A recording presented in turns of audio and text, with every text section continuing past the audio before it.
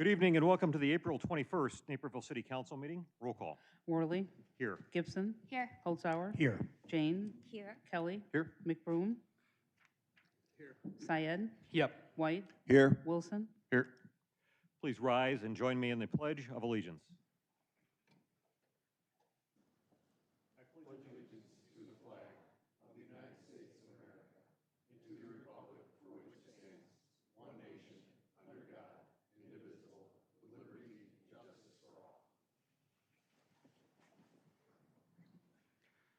First on the agenda are awards and recognitions. Councilman Kelly is Mayor Pro Tem tonight, and we'll have the two proclamations.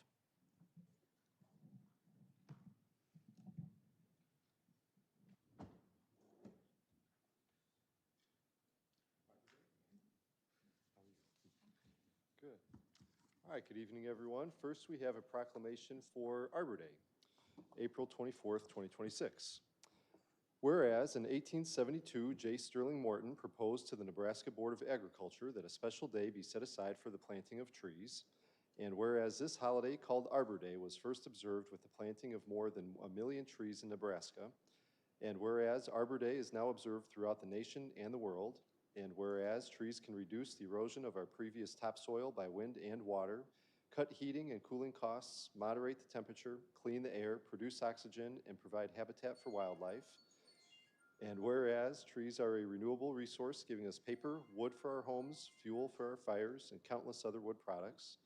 And whereas trees in our city increase property values, enhance the economic viability of business areas, and beautify our community. And whereas trees, wherever they are planted, are a source of joy and spiritual renewal. Now, therefore, I, Scott A. Worley, Mayor of the City of Naperville, Illinois, do hereby proclaim April 24th, 2026 as Arbor Day in the City of Naperville, Illinois, and urge all citizens to support efforts to protect our trees and woodlands in support of our city's forestry program and to plant trees to promote the well-being of present and future generations. And from our Forestry Public Works Department, we've got Christine Schwarzhoff. You want to say a few words? Sure. I'd just say that we're super proud of our forestry team and put a shameless plug in for our Arbor Day tree sale. You got one more day, closes at 5 tomorrow, so buy some trees.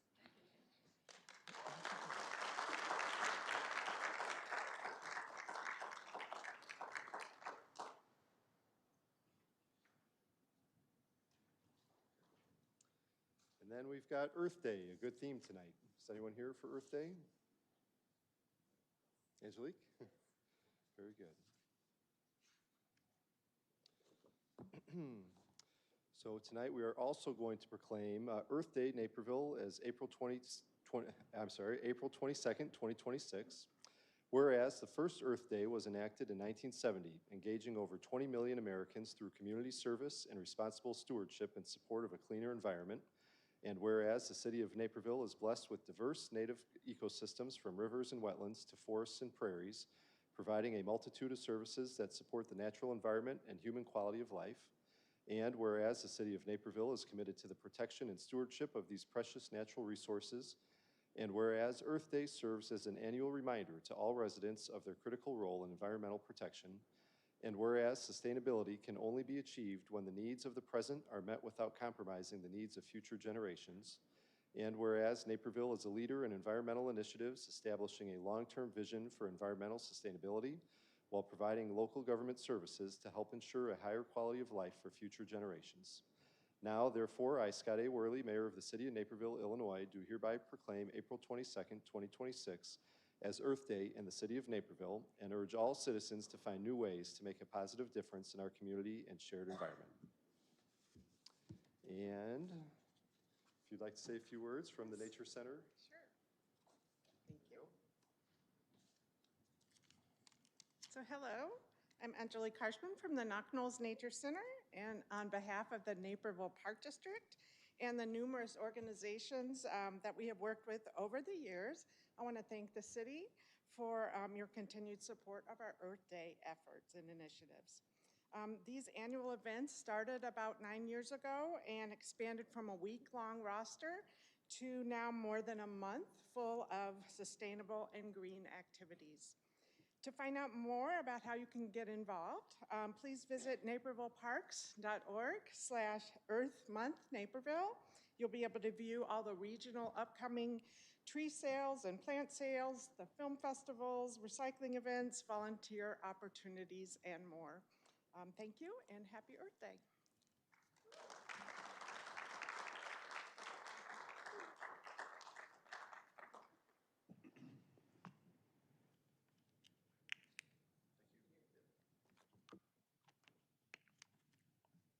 Next on the agenda is public forum. I'd like to remind everyone of the citizen participation rules in the city's municipal code for speaking at city council meetings. Speakers are asked to present their comments in a respectful and courteous manner. Speakers should stay on topic and be cognizant of their words. Personal attacks on council members, staff, other speakers, or members of the audience are not allowed. If inappropriate language or comments are expressed during this meeting, you will be asked immediately to stop commenting. Also, for audience members, there is no cheering and no jeering. Actions such as applauding, cheering, finger stamping, booing, or any other noises during or at the conclusion of any remarks by any speaker are not allowed. If this occurs, you will be asked to stop immediately, and if it continues to persist, I will recess the meeting until the audience abides by the rules in our city code. No speaker should ever feel intimidated by the crowd. Audience disruption is meant to intimidate those speaking, and I will not allow it in the chambers. Audience members with signs must not block any other audience member's view. Speakers are given 3 minutes to address the city council. To help speakers stay within the 3-minute time frame, we have a timer located on the side dais to your right. It will give the visual cue when 3 minutes are expiring. This helps speakers conclude their comments in a timely manner without being cut off. The timer will buzz when it hits 0, and we will alert the speaker that their time is up. If a speaker's name is called and they are not in the room, we will move on to the next speaker and we will not go back. Speakers are encouraged to remain in council chambers until the conclusion of public forum in the event council members want to ask follow-up questions. Also, when your name is called, they'll be called in groups. Please come and have a seat in the first row. Mrs. Schatz, please call the first speakers. There are 3 written comments that were submitted and posted to the city's website. Our first 3 speakers are John Doyle, followed by Radhika Tandon, followed by Karen Peck.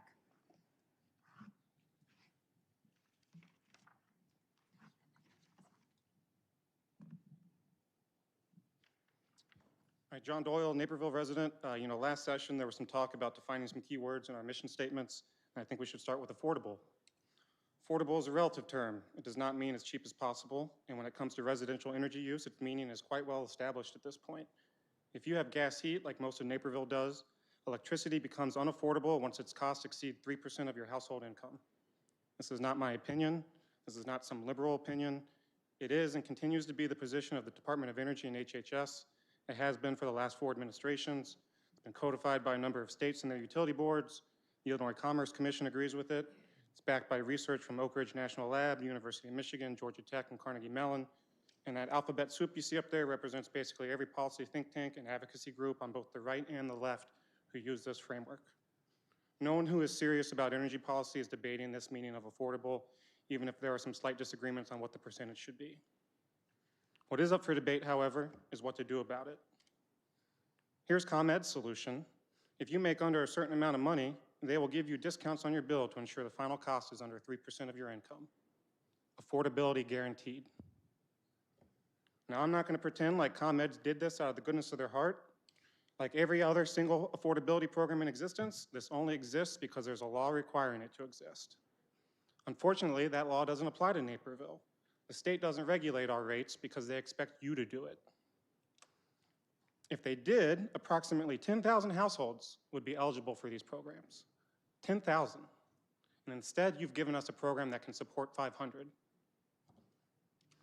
Affordability is a policy choice, one that has very little to do with how the utility purchases power. If you're genuinely concerned about it, make it a requirement, not a goal. Pass an ordinance that gives us the exact same affordability mandate that already protects 90% of the state. This is a solved problem. We just need you to pick one of the already proven solutions and apply it here. And I also think it's important that a lot of people could use a reality check on what we're talking about here. This chart shows your electricity burden at various annual incomes and monthly energy uses, calculated using the rate from my most recent bill, and I've emphasized Naperville's averages for both of these. For context, my burden is 0.8%. I'd invite anybody else who's speaking on this topic to share theirs. Because when we talk about affordable electricity, it doesn't mean keeping my number under 1. It means getting all of these numbers under 3. And you can do that.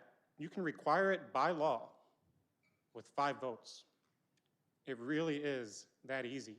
The rest of the state already has it. So I say put up or shut up. Give it to us or don't. Thank you. Thank you. Next speaker. The next speaker is Radhika Tandon, followed by Karen Peck. Next speaker. The next speaker is Karen Peck, followed by Derek Adam Hoover and Ashley Pennick. Good evening. The Naperville Due Process and Municipal Property Use Ordinance is narrowly focused on regulating the use of municipal property and resources. It falls within a home rule municipality's power. The ordinance does not conflict with the Supremacy Clause. Illegal behavior is never the supreme law of the land. My name is Karen Peck. Thank you for your 9-0 vote to approve staff and council to review the ordinance and report back on the May agenda. ICE presence costs cities millions in overtime expenses, strains police resources, increases call response times, and hurts local businesses. Nationwide, councils have passed ordinances to preserve order and constrain government overreach and ICE violence. DHS is more likely to be sued than cities with ordinances. Over 200,000 petitions or lawsuits are currently filed for warrantless home entries, refusal of due process, and civil rights violations during raids and in detention by ICE. Investigations of ICE are increasing for kidnapping, physical and sexual abuse, including of children, the murder of U.S. citizens, and deaths in ICE custody. The federal government cannot compel local municipalities to enact or enforce federal will. The National Immigrant Justice Center and the ACLU successfully defend municipalities. We can prepare for potential lawsuits by documenting ICE activities. An ordinance can't stop federal agents from committing all atrocities, but we must legally do what we can to prevent the high police costs of managing them. Ordinance or not, people in the crosshairs know how unsafe we are. The movie Nuremberg, about the International Military Tribunal holding Nazi war criminals to account, explores evil and legal justice. The warning, evil can happen anywhere as long as people choose to do nothing. Every level of government must set boundaries with authoritarians. The state did, the county did. Democracy prevails with courage. Autocrats lose power when we use ours. We must use the legal avenues we have now, or we may never have them again. I urge support for our legal right to this ordinance. Thank you. Thank you. Next speaker. The next speaker is Derek Adam Hoover, followed by Ashley Pennick. Good evening, everyone. I was here about something else, but I'm back here about the e-bike. I spoke to someone this afternoon about it, and apparently the state's looking at passing Senate Bill 3336, which is going to completely ignore everything that I think we came to an agreement on at the last board meeting. What I'm here for is I'm imploring you and begging you. I've already tried to reach out to the state with no luck. I'm asking you guys to try to reach out to your contacts at the state level and try to get them to look at what I had proposed and what you had agreed upon and see if we can get it worked into the bill, because it's going to completely take away, again, everyone's right under the age of 16 to ride an e-bike. It's just, again, it's completely discriminating against all good people in the state who ride these things responsibly. We don't take away everyone's cars because some people speed. We don't take away everyone's knives because we live in America. We don't do things like this. I think after what we came to an agreement upon, I think it could very easily be, with your help, presented to the state and get put into this bill so that, again, my kids don't lose their right to ride responsibly with their parents. The law also doesn't do what I think we were in agreement on, and that's anyone under the age of 16 should be wearing a helmet for their own safety. And the state, again, has nothing in the bill that's proposing anything about helmets. It's just simply saying if you're 16 or over that you have to get it licensed and put plates on it, which does nothing to, again, stop the problem, which is the way people are using these vehicles. So that's why I came here today. I've already reached out to as many news channels as I can. I don't expect to hear back. I'm asking you as a board, and maybe we get some of the other communities involved, Wheaton, Warrenville, some of the other good communities in this area, let them all know that there's a right way to go about this bill, and simply letting 15-year and up ride these bikes recklessly and treating all the rest of the kids, the 12, the 13, the 14-year-olds, and the fathers like me who enjoy riding with our kids, to just take that away from us and tell us, well, we know you spent all this money, throw them away, I just don't understand the bill. The bill is not, it's not reaching families the way it's intended to. So that's why I'm here today, is to ask you guys to please reach out to your contacts, see what you can do about getting what I believe you guys were going to enact in the village, see if they'd be willing to put that into the state bill. Because obviously, again, I do agree that there has to be some better legislation. This is not it. This is completely not it. Just saying 15 and up can ride however they want, but all the rest of us are SOL. I literally just brought my bikes home yesterday to get them clean, get them parked, get them ready for the kids, pending you guys enacting this. And now this might not go into effect till 2027. So I would just like it if you guys could get to the state before they enact it, because once it goes into effect, it's not going to get changed. And I don't have the ability myself to do it, so thank you. Thank you. Next speaker? The next speaker is Ashley Pennick, followed by Joe Huss and Sina Gleason. Ashley Pennick here with Affordable Naperville. Before I moved to Naperville back in 1993, I lived in the suburbs of New York City and New Jersey, and actually born in Manhattan. Attending Broadway musicals was something I loved. Two of my favorite were Chorus Line and South Pacific. I'll explain how this relates later. The first City Council meeting in April included proclamations for autism acceptance in Earth Month. Public comments followed with many thought-provoking perspectives from different cultural points of view. 2 days after the City Council meeting, the PUAB, Public Utility Advisory Board, met.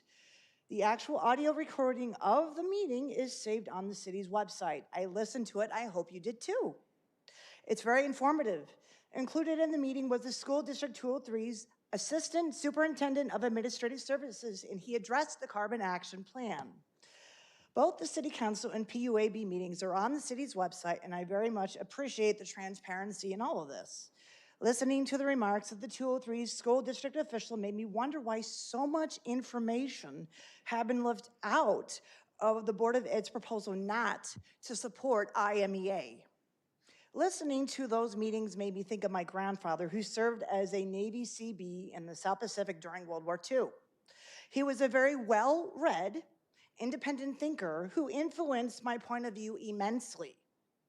I was actually going through my things the other day and found my Dale Carnegie course book, and he was the one who told me to take the class 20 years ago. One of my favorite songs from South Pacific was, or I should say, one of his favorite movies was South Pacific, and he knew many of the words to the song, "You've got to be carefully taught." You've got to be taught to hate and fear. You've got to be taught from year to year. It's got to be drummed in your dear little ear. You've got to be carefully taught.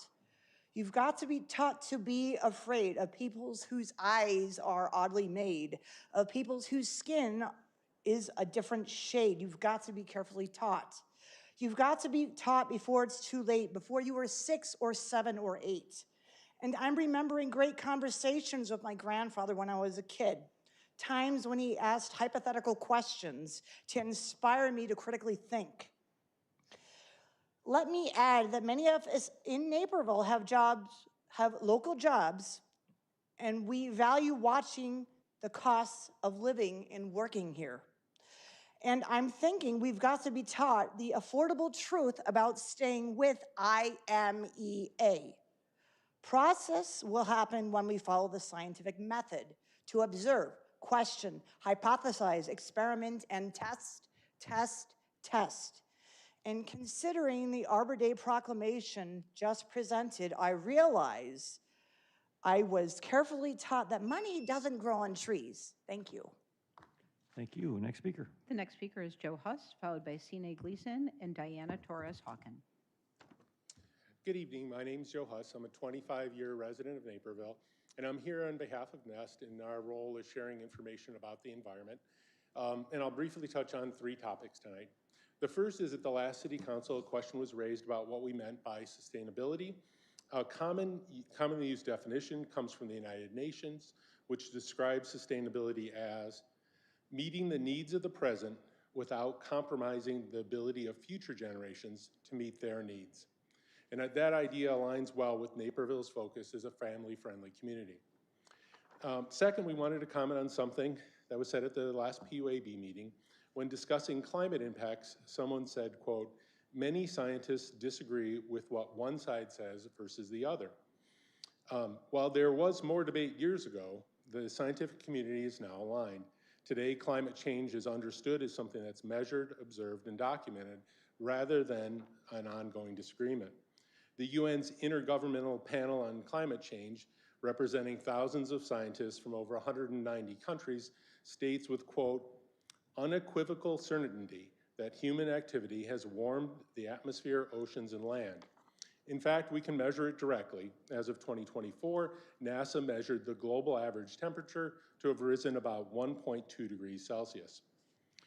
According to the National Oceanic and Atmospheric Administration, the last 12 months have been the warmest 12-month span ever recorded in the United States. Heat waves are becoming more frequent and deadly. Extreme rainfall and flooding are intensifying. The U.S. Department of Defense and the World Bank recognize climate change as a risk multiplier affecting food security, infrastructure, public health, and economic stability. Every major National Academy of Science in the world agrees on these findings. So while you can find people who don't agree, the scientific community considers this settled science. The third topic is a more positive one. The Will County Board recently approved a 260 megawatt solar project. The project, expected to power about 50,000 homes, will create more than 300 union jobs and generate approximately $2.3 million in first-year tax revenues for local governments. The board also approved 6 smaller solar projects near New Lenox, Wilmington, and Shorewood. Together, these projects add capacity close to Naperville, helping to meet rising electricity demand and improve system reliability for the region. Thank you for your time. Thank you. Next speaker. The next speaker is Sine Gleason, followed by Diana Torres-Hawken and Amy Phillips. Good evening. My name is Signe Gleason. I want to thank you for the opportunity to reiterate the need for the Naperville City Council. Oops. Thanks. Okay. To join other Illinois municipalities that have acted with courage and character to stand against the lawlessness and cruelty of ICE agents and the Department of Homeland Security. On the 7th of April, when I was last here, I heard 2 primary concerns about the draft ordinance that we proposed. The first is fear, I believe, I heard, was a fear of legal challenges. I acknowledge that there are no guarantees in any area of life. I've been around enough lawyers and enough courts to know that anyone can sue anyone, anytime, and for any reason. I believe, however, that those fears will be assuaged with information. I urge this council to direct Naperville's legal staff to reach out to the legal staff at the municipalities that have passed similar ordinances. I propose the following questions, although I'm sure you intelligent people can come up with other questions. Number 1, asking these attorneys, what did or do you see as the main legal obstacles to prohibiting ICE use of city property for staging purposes? How were those obstacles addressed and circumvented? Do you or did you fear that your municipality is under threat of a lawsuit? And if so, how was that fear addressed? How do you see the Illinois Home Rule Act protecting eligible municipalities who choose to safeguard city property from ICE use? Did you work with other municipal attorneys as you studied the ordinance? Can you suggest 1 or 2 attorneys who is most helpful? And finally, has your city or village faced lawsuits on the basis of the ordinance? As the council has directed the legal staff to review and advise the council on the Naperville Due Process and Municipal Property Ordinance, I urge that outreach to and responses from other municipalities' legal staff be provided before or by May 19th City Council meeting for timely consideration. As I said, answer to the above questions will be instructive and I believe assuage fears of legal action. With that information, I anticipate that the council members will have the courage and character to pass the draft ordinance, which communicates the resolve of our city to protect all who live and work here. All of us have the intelligence to realize that no law or ordinance can prevent bad actors from committing bad acts. The ordinance calls for documentation of violations, which, as we know, have been effective in calling attention to the lawlessness of ICE. Thank you. Thank you. Next speaker. The final three speakers are Diana Torres-Hawken, Amy Phillips, and Marilyn Schweitzer. Good evening, Mayor Worley and council members. My name is Diana Torres-Hawken, and I'm a Naperville resident, a Colombian immigrant, a mother, and founder and vice president of ADMAS, Alliance of Latinos Motivating Action in the Suburbs. I also serve on the city's Human Rights and Fair Housing Commission, the Naperville Education Foundation, and formerly the Naperville Police Foundation. I'm here to talk about the Naperville Due Process and Municipal Property Ordinance. This council now has the opportunity to do more than review this ordinance. It has an opportunity to act with clarity, courage, and a true commitment to what is best for this community. This ordinance is not about federal immigration enforcement. It is about Naperville controlling how its own property and resources are used. That is within the city's authority. The legal groundwork is sound, the community need is clear. The will to move forward, to draft it carefully, communicate it clearly, and commit to good governance. That's what this moment requires. And as May Day, or a day without an immigrant, approaches on May 1st, it is worth asking a hard question. What would happen if the people who work in our restaurants, kitchens, hotels, landscaping, crews, and childcare simply did not show up? Where would that absence be felt? The answer is in every part of this city. That is a reality this council should keep in mind.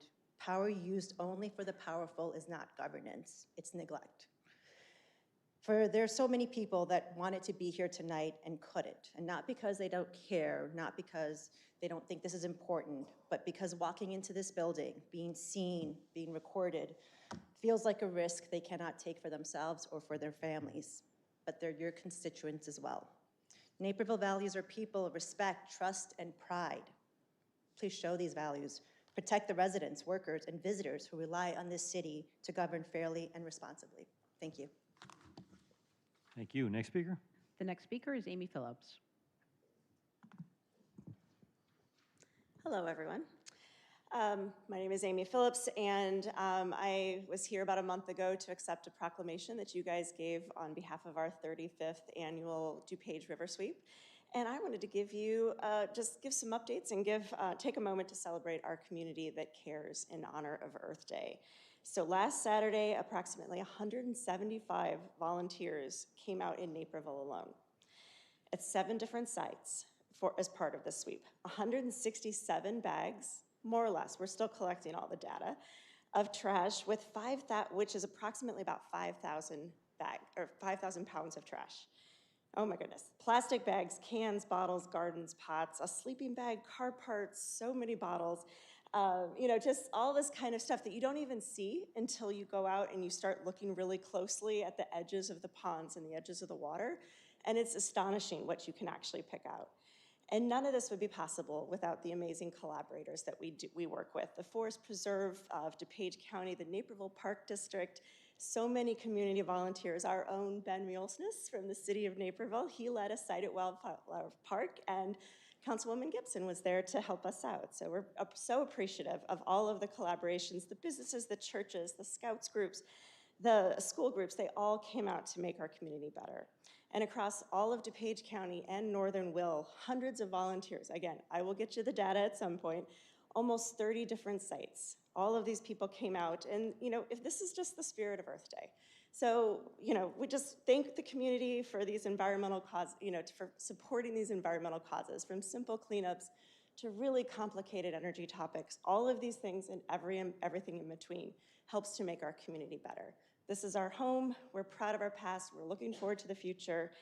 And let's just make the world better. Take care of what we have so that we can leave it better than we found it. So happy Earth Day. Thank you. Thank you. Next speaker. The final speaker in public forum is Marilyn Schweitzer. Good evening, Marilyn Schweitzer, and yay Earth Day, but that's not what I'm going to talk on. The core values of the City of Naperville are people, trust, respect, and pride. People are the foundation of the community, regardless of their race, religion, sexual orientation, or heritage. Trust inspires community cooperation, stability, and effective decision-making. Respect strengthens community relationships with elected officials and all levels of staff, including law enforcement. Civic pride fosters a sense of belonging, responsibility, and shared purpose. A government that uses fear as a tool for control undermines these values. It creates division, erodes trust in civic institutions, and stifles open dialogue. When a government ignores entities that create fear and division, it undermines these core values. Failing to address such harmful practices weakens unity and safety, eroding the foundation necessary for a thriving, highly functional community. The stories shared by our community regarding intimidation, discriminatory profiling, and lack of due process are real. The impact is harsh and long-lasting. It is deeply hurtful to the community we love and the government we trust. I am lucky, but I feel my good fortune does nothing to ease the ill fate of others. Now, whenever I see a missing poster, I wonder, is the person simply missing or have they been disappeared like so many during the human rights violations in South America during the 1970s and 1980s? Ironically, we had neighbors, American citizens, who chose to immigrate to South America last year because they were so fearful of our own U.S. government. So please move forward with a Naperville Due Process and Municipality Ordinance. It's a small step, but one forward creating a community where compassion and understanding guide our actions. Thank you very much.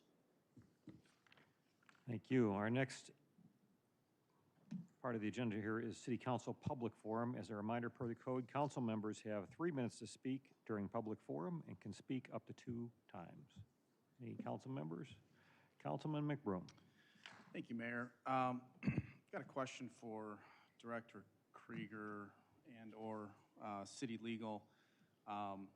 You know, as far as our legislative priorities and bills that come out of Springfield, I'd like to address two bills, HB 1429 and HB 5626. I think you're familiar with those. And I guess I'm looking for, if you could just explain to the public, you know, the process. My assumption is when a bill comes out of Springfield, if it appears to undermine our local control or take away local control, that's a trigger to oppose or maybe, you know, submit witness slips.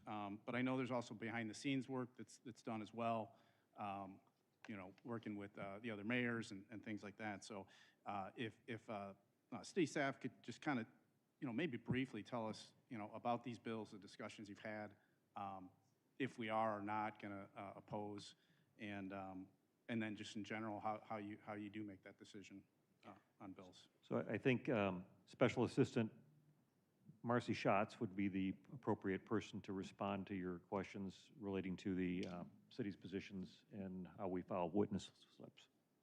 Absolutely. So starting with House Bill 1429, what we do with all of our, when we're reviewing all of our legislative processes, one is we work very closely with other governmental partners, including DuPage Mayors and Managers Commission, our conference, as well as the Will County Governmental League. We follow our legislative review process that we brought to the council. There are a lot of bills, hundreds of bills that usurp municipal authority. And we take a look at those and we say, which ones are maybe violating some of our legislative principles or aren't in line with our legislative principles, but also are going to impact the city. and have a decent impact. I don't know what the right adjective to use associated with that.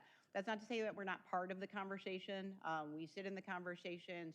We work with bill sponsors. We listen to those, but we take positions on those that maybe have a little bit more of an impact associated with the city. So on 1429, we did not see, while it does usurp municipal authority, we did not see that having a significant impact on the city and took no position on that bill. That bill did not make it out of the House last week and is back in rules and is not anticipated to move forward this session.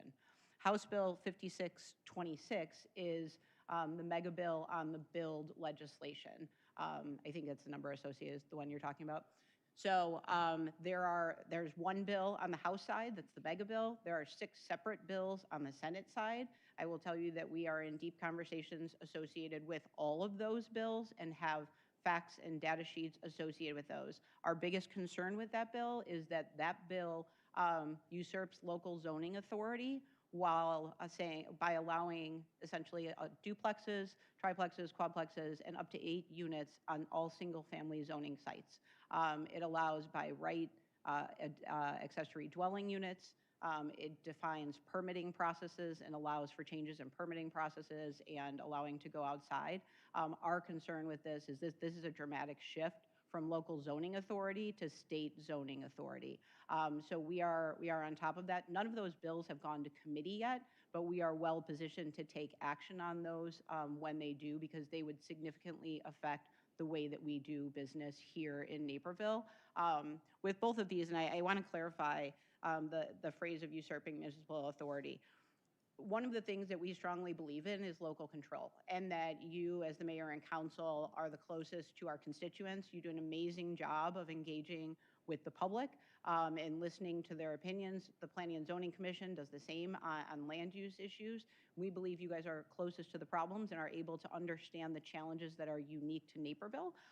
So that's one of the reasons why we will often take in positions on bills of usurping municipal authority. But there is nothing that's been gone to committee yet on any of the build legislation. We know there's a lot of discussion out there, and we are working very actively with our partners on that. Thank you. Councilman Wilson. Thank you, Mayor. Just to follow up on some comments Ashley Pennick had with regard to PUAB. This past PUAB board meeting, District 203 did indeed give a presentation. Not to speak for the PUAB board itself, but just being the liaison, being there, I think some folks on the PUAB board were maybe dismayed, may not be the right word, but a bit surprised that 203 did not seem to reach out to them regarding their opinions for some sort of climate action plan. So that was a bit, I guess, a bit disconcerting myself.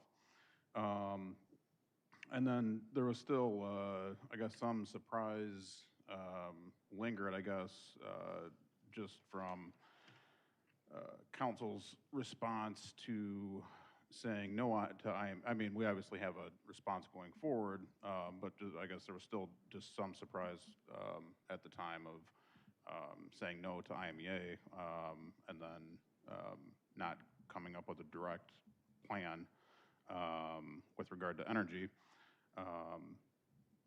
And then the other thing too was I know Councilwoman Jane had been interested in trying to get more of a preview, I guess, with regard to Director Groth's presentations.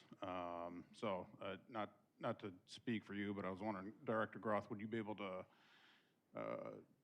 I know you had talked about trying to have some sort of post, because the PUAB board meetings are between the next presentation and the one that would come after it in June, so beginning of May and the first week in June.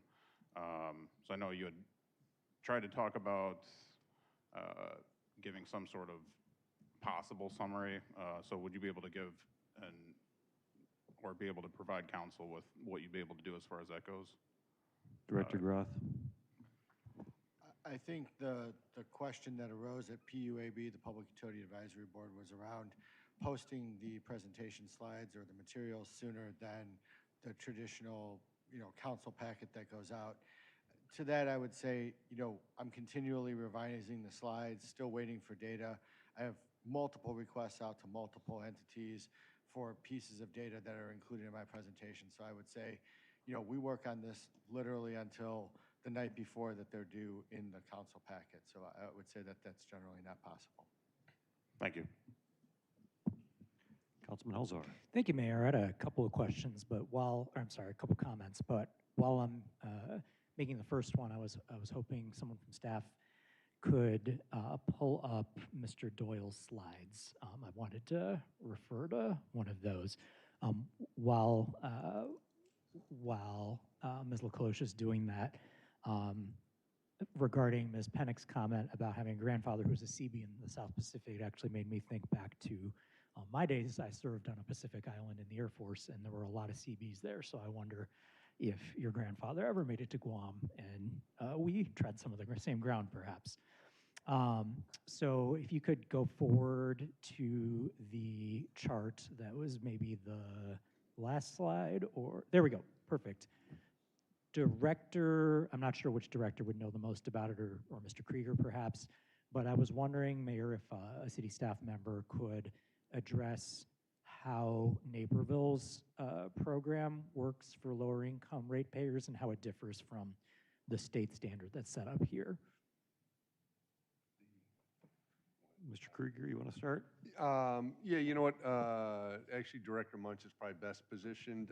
Do you want us to refer to both kind of like city programs as well as like the LIHEAP program that's administered by the townships? Well, actually, no. I think I would probably focus on what the speaker talked about, which is, at least according to what the speaker was saying, something like 10,000 Naperville households would have qualified for affordable energy credits, a discount under the ComEd standard, but under the Naperville standard, it's more like 500. And I just wanted to verify with staff if that's true. Mr. Krieger. Thank you.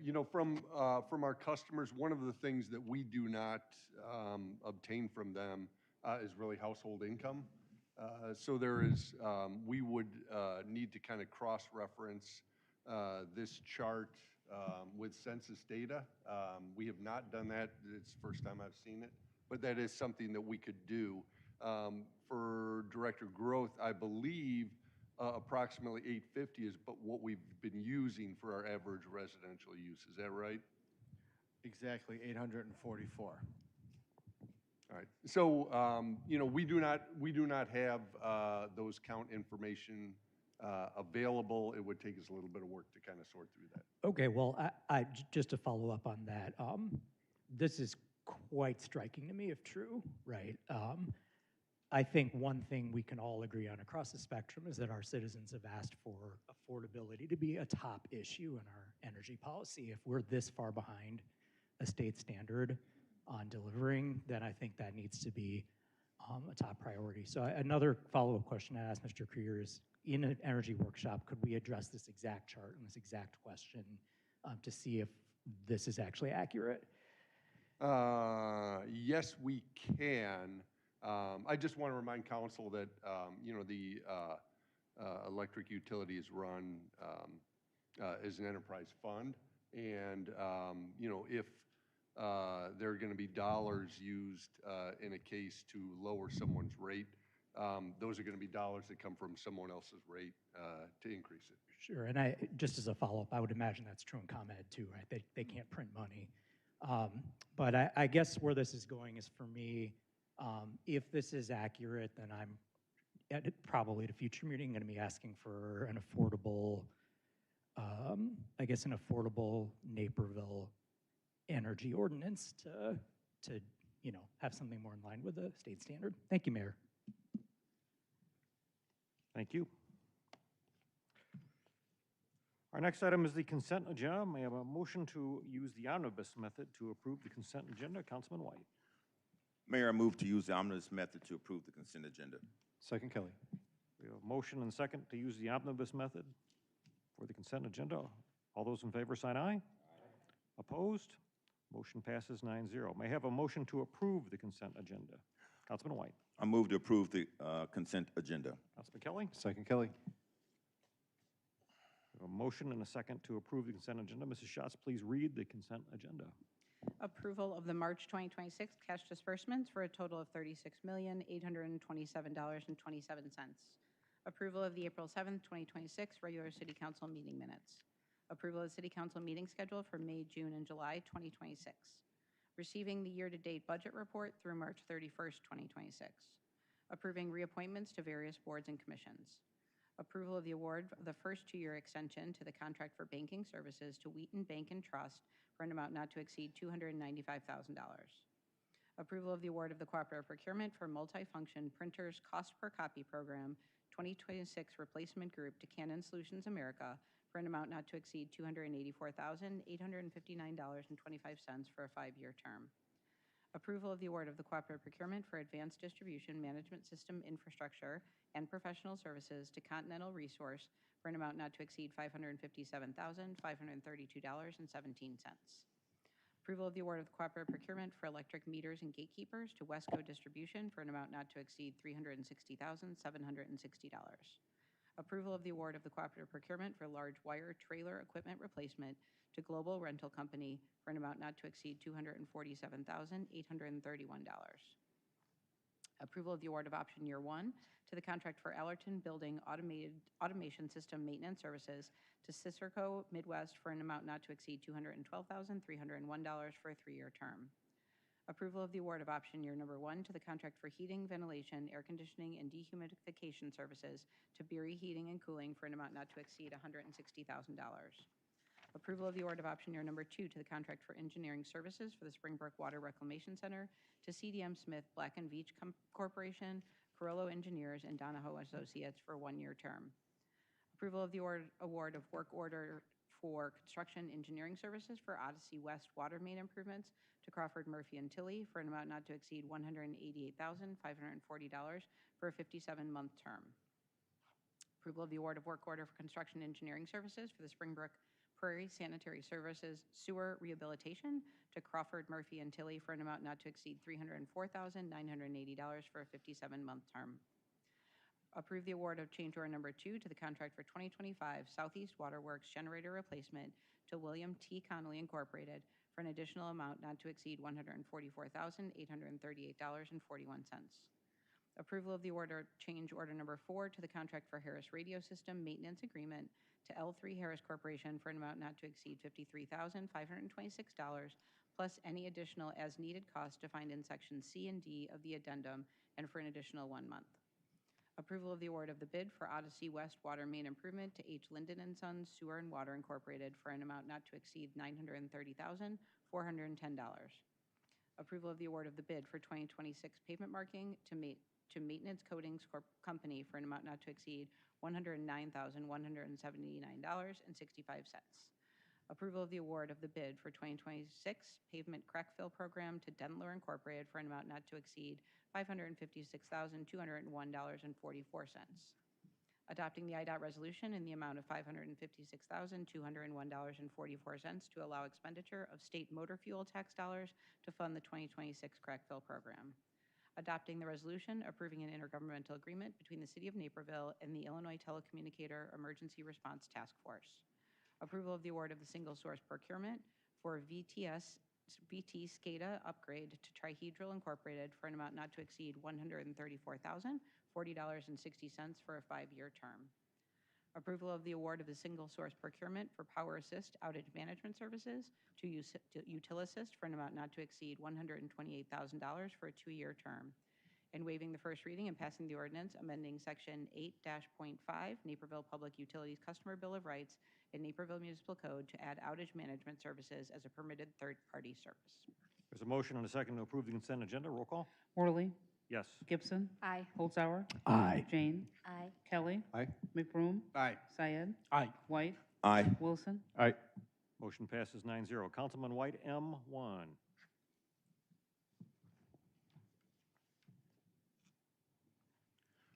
Mayor, move to approve the award of bid 25-009 Springbrook Prairie Sanitary Sewer Rehabilitation to Visu Sewer Incorporated for amount not to exceed $5,230,148 plus a 3% contingency. Councilman Kelly? Second Kelly. We have a motion and a second on M1. Roll call. Gibson. Aye. Holzhauer. Aye. Jane. Aye. Kelly. Aye. McBroom. Aye. Syed. Aye. White. Aye. Wilson. Aye. Worley. Yes. Motion passes 9-0. 01. Item O1 is recommendation to receive the report and direct staff to prepare an ordinance amending Section 11-2A-8 of the Naperville Municipal Code, all night parking, to allow parking between 2 a.m. and 5 a.m. on one side of the street. 3 statements of opposition and 7 written comments have been posted to the website, and we have 2 speakers tonight. The first speaker is Marilyn Schweitzer, followed by Tim Messer.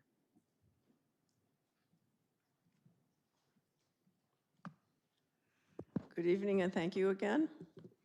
Please maintain the current overnight street parking policy without further consideration by staff until more pressing community issues are addressed. Most municipalities in the Chicago area have stricter parking regulations or more complicated permitting requirements. Some require proven hardship, valid Illinois license plates registered to the permit address, and fees ranging from $50 to $1,200 annually. Only 3 municipalities I found out of 30 have more lenient policies than Naperville's current one. Social media comments and city council discussions suggest many garages and driveways are being used for storage rather than operational vehicles. This is not a hardship, but rather an avoidance of a $150 to $300 a month cost for a storage unit. The inconvenience of moving cars to accommodate varying work schedules also does not qualify as a hardship. Complaints about parking seem to come from cul-de-sacs or streets already with limited street parking. Relaxing these regulations may not resolve the problems for these residents, even if a genuine hardship exists. The coordination of street cleaning and leaf pickup is already challenging. Leaves that aren't picked up are left in the street, clogging storm drains, which then require frequent cleaning during fall, winter, and spring to prevent flooding. The proposed changes would exacerbate this problem, as DPW vehicles would likely need to make additional passes or post signage similar to the practices used in Chicago, further complicating the process. Visitors, contractors, landscapers, and residents will all compete for limited street parking. Excess vehicles would only need to be moved once per day, creating less incentive to use garages properly or limit the number of vehicles per household. The April 16th City Manager's Memorandum references an initiative to reduce the overall off-street parking requirement, presumably to help address housing affordability. However, many cities that have reduced parking requirements have been forced to implement an on-street parking systems to accommodate the resulting increase in demand. These 2 initiatives must be considered together, as implementing a permit system would likely have a fiscal impact far beyond the proposed $2,000 cost per signage. The overnight parking ordinance warrants broader discussion and more thorough consideration than what has been outlined in the agenda. Please leave the overnight parking policy unchanged for now. Our community faces more important issues that require staff's attention. Thank you very much. Thank you. Next speaker. The final speaker on this item is Tim Messer. Good evening, Mayor and City Council. Tim Messer, 25-year resident. My comments are my own, not those of any board or group of which I'm a member. I did happen to catch Councilman Kelly's Facebook post about this ordinance being considered over the weekend, soliciting feedback from residents and acknowledging that there are pros and cons to changing this ordinance. And I think that's important to acknowledge and emphasize that allowing overnight parking is not a universal win for the community. It may immediately improve life for a subset of people, but I don't believe it improves the community as a whole. I mostly want to echo some of the written comments that were submitted, particularly those from Chris Santucci, who recognizes some of the challenges with allowing overnight parking in the older parts of town with narrower streets like the historic district near where I live. Streets already have cars that are left for days at a time, particularly around North Central College, even with campus parking supply being added recently. There are multifamily properties in my neighborhood where I would expect cars to start appearing on the street all day, every day, if overnight parking is permitted. I think allowing overnight parking at all on certain streets around the college effectively permanently reduces the on-street parking supply and also reduces the potential for enforcement. Others have rightly noted that and then in towns where overnight parking is permitted, that garages tend to turn into storage units and streets fill up with cars. We know that this happens now, and I think it's only going to increase. As far as the existing overnight parking program goes, it seems to work well for townhome communities, but I have some hesitation about the idea of sticking voluntary HOAs in the older parts of town, which are primarily single family, with the duty of deciding who's worthy of getting a hang tag and who isn't. Once one person gets a hang tag, I think everybody is going to want one for convenience rather than actual need. You're leaving the HOAs to kind of play cops, and then within the boundaries of my neighborhood association, you need more than 600 permits. If the city wants to do this right rather than take the easy route, I think they'd have to acknowledge that taking on the administrative burden and the associated staff time and cost would have to be part of this. And as Ms. Schweitzer has noted, it's not insignificant in towns that have chosen to take this on. I think whatever option is chosen, enforcement is still going to be needed. I think at times this has been lacking during the day in my neighborhood, where cars are routinely parked on the street for far more than the 4 hours allowed by ordinance. I also encourage residents to solve this problem on their own. I have a neighbor who asked me last summer if he could park on the in my driveway on occasion when all of his kids were home from college. I was more than happy to oblige. He offered to pay, and I gladly declined. I realize this is a difficult issue. You're not going to make everyone happy with whatever you decide, but thanks for your time. Thanks for your service to this community. Thank you. All right, members of the council, we have before us item 01 and the write-up and recommendations from our professional staff. Anybody want to start with a conversation about this particular topic? Councilman Wilson. First to go, I guess. Yeah, I share a lot of Marilyn's concerns and would tend to agree with most, if not all, of her comments. You know, around the fiscal impact, I would foresee it exceeding the $2,000 amount just with regard to enforcement, particularly. I realize people have called in about this, but I could see people calling in more about it if, you know, it's not done on a particular day, and then exceeding the days. I could just see it possibly being overwhelming our police or trying to get it enforced. So I guess I just echo a lot of the concerns and sentiment that Marilyn shared. Thank you. Councilman McBroom. Thank you, Mayor. So I'll just share my personal experience. I've got drivers at home. We've got four drivers total, and I've got 2-car garage, and it can be a pain. We play musical cars in the morning. You know, sometimes one of the boys rolls the dice and leaves the car out in the street, and, you know, I don't pay the ticket, they pay the ticket. But for the most part, we manage to not park on the street at night. And but we do have a lot of people who have an issue with this. So, and I sympathize with it. You know, I do think that I'll just say it, I think we had an officer that, you know, maybe was more proactive than some of the, that we've had in the past in enforcement, and we had a plethora of complaints about tickets.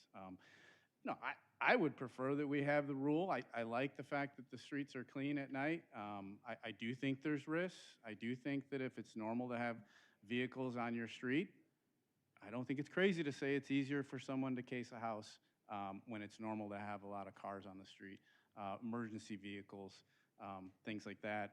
But, you know, I would prefer to keep the ordinance and not proactively enforce it, I guess. You know, I think that it's one of those things where if someone's abusing it and you have a neighbor that's, you know, after you've talked to them, they still keep parking behind your driveway, and they, you know, that's a case where, you know, you contact the city and then there's enforcement. I think that works well, but it's also not a hill I'm going to die on. I don't think it's the end of the town if council has decided to lift it or choose one of these options.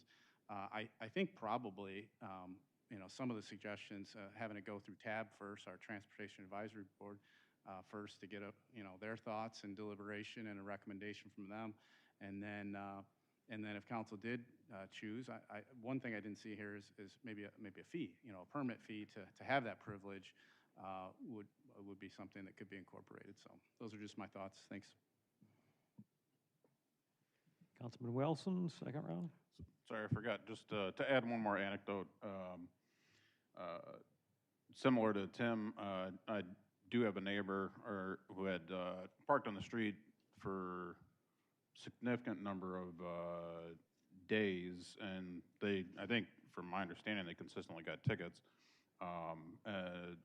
They were relatively close to a stop sign, and just with kids, you know, riding their bikes, walking, is somewhat hard to see, not somewhat, it is hard to see oncoming traffic because there's not a stop sign on the other direction. So I guess to both, you know, Tim and Marilyn's points, I could see potential safety hazards being exacerbated if it were allowed. So thank you. Councilman Kelly. Thank you, Mayor. Echo pretty much everything that Councilman Wilson, Councilman McBroom said so far. It's a tricky problem because I think on something like this, we're trying to improve the quality of life for our residents. And what I'm hearing from a lot of folks is that if you try to improve the quality of life for some people, it might arguably decrease the quality of life for others. And it's hard to say in which direction it leans if you go with either option one or option two. So I find it to be a difficult problem. I don't think I'm comfortable with any of the options on the table in front of us tonight. I do think if we're going to do something, and I'm not sure what that would be, I would definitely want it to go to the Transportation Advisory Board to get some feedback. For one, on a permitting, I don't personally see how this could work without some type of permitting system, but I'm not the one to figure that out. So I'd like some feedback from staff and or TAB on how that could work logistically and financially, what the cost would be for residents and what the cost to operate it would be for the city. And just in general, at a high level, I'd be interested in more financial information. I mean, we talk about enforcement in the Q&A. The answer came back that there have been, in 2025, there were 9,334 overnight parking citations issued. You know, a huge number. Some people could look at that as a revenue generator for the city. What's the cost per citation? I think, Krieger, are they 15 or 25? 50, but you can pay 25 or 10. Yeah. So just say roughly, if it was $25, that's, you know, $250,000 in citation revenue coming in. That might go away, which would be fine. Maybe you'd have the same number because people would still be having citations potentially based on the concept in the write-up tonight was to alternate sides of the street every night. And I don't know if that's based on other municipalities where they've done that and it works. If so, I'd like to know a little bit more about that. Just at first glance, that seems to me like that's going to be ripe for confusion and problems where you're going to have cars on both sides and you might have emergency vehicle problems and or people just forgetting and getting citations even though they've been told that you can park overnight now. So I think that's ripe for frustration as well. So if we're going to do something, and I'm not sure that I want to do anything at all, but if we were going to do something, I would want to have all those issues vetted through TAB and come back to us with a kind of a menu of options of what we could look at. If council doesn't want to even do that, it's also not a hill I'm going to die on to try to do something. So I'm curious to hear what the rest of council thinks. I do think, you know, times have changed economically and family-wise. You do just have people living in, more people living in homes, more generations, and so it's kind of a new-ish problem. And if it's a problem for the city, we should try to look at solving it, but it's a tough one. Thank you. Councilman Holzauer. Thank you, Mayor. I'm going to take a different view here. For me, when it's a close call between government cracking down on people's freedoms and the way they want to live their life versus not, I think we have to have a really good reason why we want to get in the way of what people feel is right for their family and their situation. When I hear that 9,334 people were cited in a year, I don't look at that as a cause of celebration. I look at that as a sign that the way people want to live in Naperville is not aligned with what we up here are thinking. I think it's easier for somebody with a 3-car garage to kind of set a way of life for everybody, but for those who have a 1-car garage and 2 kids in college, or people who are just trying to get to their job, I think this is a significant hindrance on their ability to live. I don't feel like you go around America and find the majority of cities have an ordinance like this in place, and yet somehow they survive.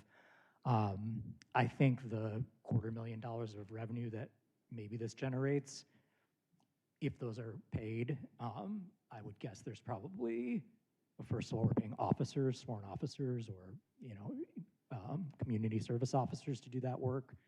We're paying legal staff to follow up on that. I would rather that those people be protecting the community as opposed to citing college kids for parking tickets. So I view this in the same way that I view other cities are proud that they charge small businesses to do permitting fees to start. I'm really proud that as a Naperville business owner, I don't have to pay that because I think it's stupid. Yeah, so I will certainly be voting for allowing what's proposed on the agenda. Thank you, Mayor. Councilman White. And thank you. Yeah, I've been really bringing this up for a while. I think Ms. Loughton knows that. I recognize that specifically family dynamics have just changed. We're not where we were 20, 30 years ago, whatever it might be, because a lot of our young adults are coming home to live at home, and it's just the way where we are right now as a community. And you can talk about affordability and how much it costs to buy a house now and jobs and all. That's another issue, but it's affected what we're dealing with right now. So I think something needs to be done. I don't know what the right solution is. We have to recognize, first of all, that I don't think a one-size-fits-all approach is going to work, because Naperville is made up of different types of streets. We've got the historic district. We have downtown. I live out in South Naperville. The streets are wider down there.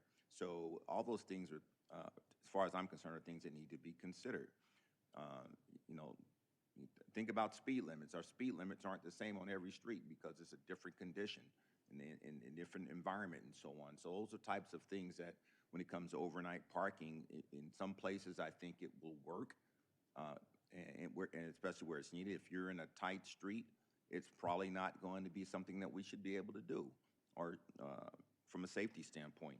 I think we can address that revenue piece that came up. It may something to consider would be fees. If you want to have overnight parking and you qualify for it, maybe you pay a $50 fee, whatever that is, and that helps to make up for some of that revenue that was discussed earlier. I think Marilyn said something about garages and so on, and people using their garages for storage when they could be actually putting their cars in.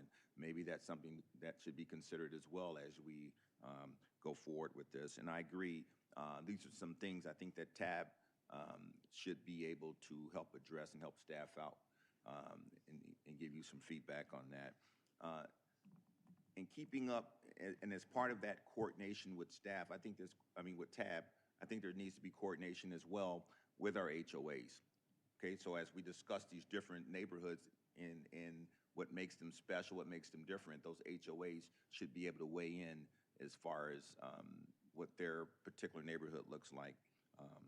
So that's basically my approach for it. I think we need to do something. I'm not for just keeping where we currently stand because, like I said, those conditions have changed, and I think we just need to address it without, like Councilman Kelly said, messing up the quality of life for those individuals where this doesn't affect them. So all those things need to be considered. Thank you, Mayor. Thank you. And to Councilman Councilman Kelly's recommendation, I agree that this really needs to be heard at the Transportation Advisory Board, and there should be some public hearings on this particular issue. I heard from a lot of residents over the last week regarding this particular issue. There's a lot of information that some of it's true and some of it's not so true. There's a perception by several of the persons I heard from that they have a right to the space in front of their home, and that this ordinance would allow them to use their space in front of their home. Well, that's not necessarily the case on a public street. You can't reserve a space in front of your house. That would be up to whoever got there first. And in some cases, there's people who have 4 and 5 cars that they literally wrote me who they would like to park on the street. So there's a lot.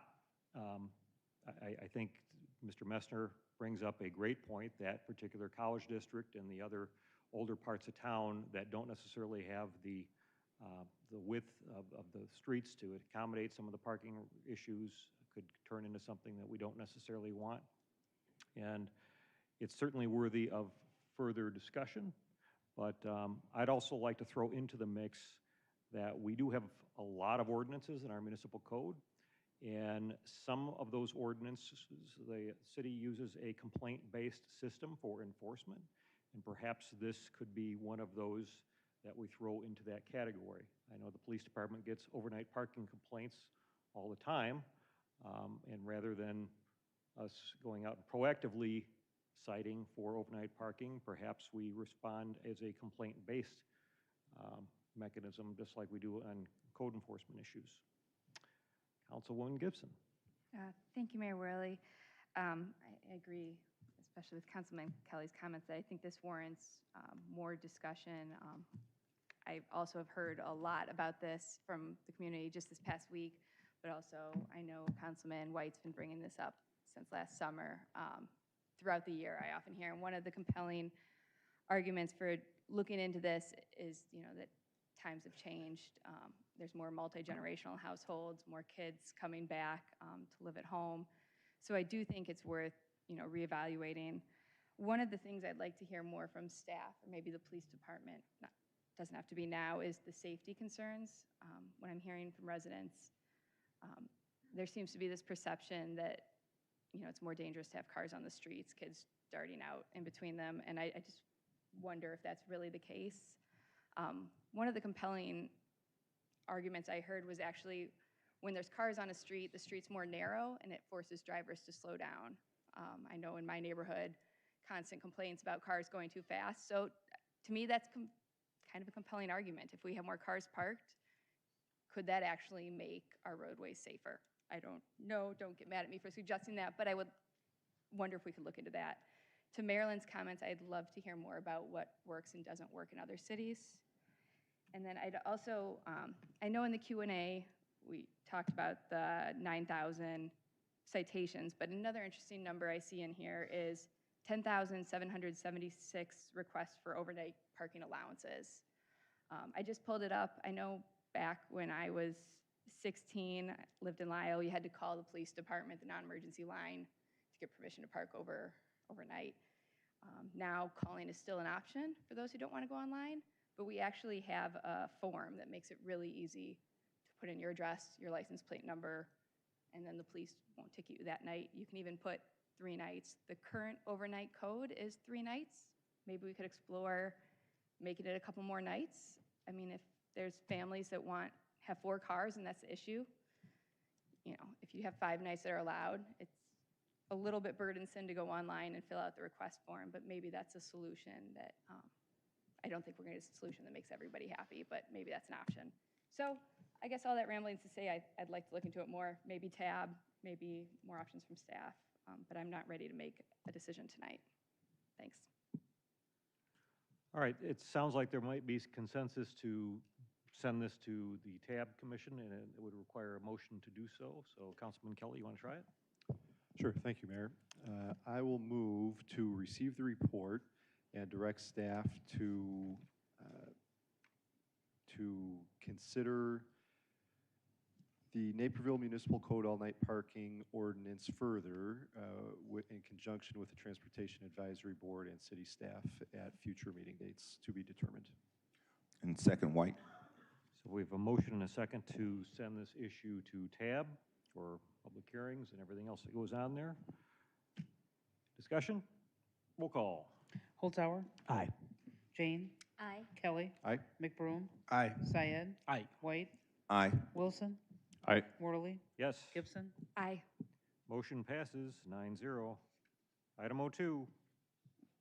Item 02 is a recommendation to receive the report of funding options for the Indian Community Outreach Organization's 2026 India Day Parade and Celebration and direct staff accordingly.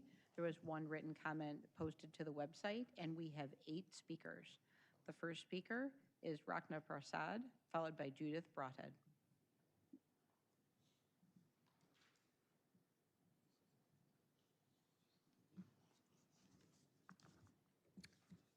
Hello, everyone. My name is Rachna Prasad, and I've been a SECA commissioner since March of last year. However, today I'm speaking on behalf of myself. By way of background, I spent 5 years at the Illinois Bureau of Tourism working to evaluate the Illinois hotel motel tax and how it's distributed across northern Illinois, including Chicago. And these funds were awarded through a competitive grant process that balanced objective criteria with professional judgment. That experience shaped a core belief I bring to this role. Public funds require transparency, consistency, and a respect for process. When I evaluate a proposal, I look at 3 things: the strength of the event itself, the organization's ability to execute upon it, and the benefit to the local economy or to the community. I have learned that many events funded through SECA and the City Council are deeply meaningful to many people. They create traditions, celebrations, and community. At the same time, as stewards of tax dollars, an equally important principle is that no event is entitled to funding without proper review. Over the past year, a couple of SECA-funded events had to be canceled. In each case, organizers notified staff in writing along with an explanation. That information was then shared with the commission. In contrast, I learned that the India Day Parade, run by ICO, had been canceled through social media. There was no formal communication or reasons provided to staff and no outreach to the commission, despite SECA being the event's largest funding source. The issue here is not the cancellation itself, but how that cancellation was handled. When ICO applied again in the 2026 cycle, there were multiple opportunities to address this situation and offer remediations for the challenges it faced, within the application, through the staff, or during the commission's Q&A process. Those opportunities were not taken. Given the organization's long history of receiving taxpayer-funded support, that lack of engagement is very concerning. This is an organization that understands the process and expectations. The genesis of the India Day event was an attempt to help a growing community find visibility and connection within Naperville. The contribution of this event is very real, and the event was and can be a very meaningful cultural celebration. But the landscape has also changed. In the 2026 funding cycle, SECA reviewed over 80 applications, with 12 specifically tied to Indian heritage or culture, more than any other group or community. This is evidence of a community highly engaged in Naperville civic life. Ultimately, this decision, my decision, came down to accountability and process.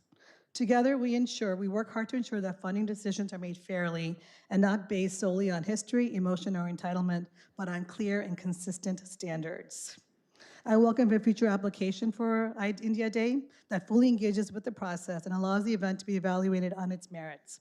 But ultimately, public trust depends on a simple principle: the same rules apply to everyone. Thank you. Thank you. Next speaker. The next speaker is Judith Broadhead, followed by Viral Shah and Vandana Jingan.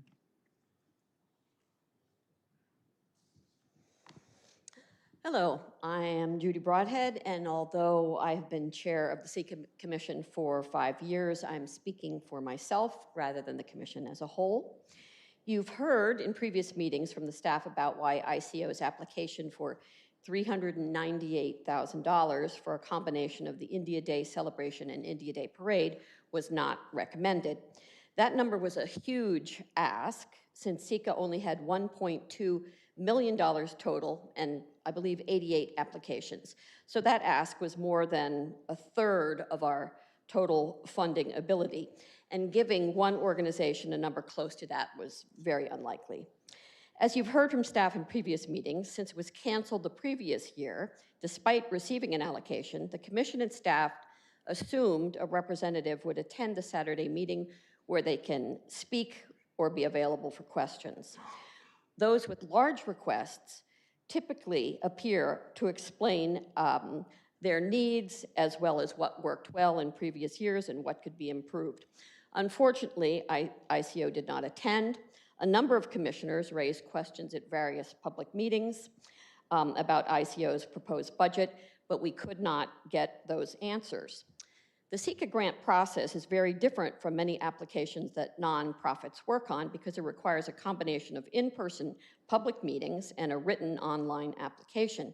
It's not a quick process. It takes a period of months. An event that requires substantial city services like a parade or festival requires additional meetings with staff so that they can secure a slot on the event's calendar. There are lots of hoops to jump through because the process is public and the commission tries hard to make sure the events can really happen and provide the most bang for the taxpayer's buck.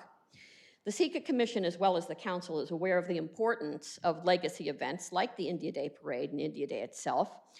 One solution, this is just mine, although there's a version of it that you'll see in May for the Memorial Day Parade, could be to use some food and beverage funds to make the city services for parades.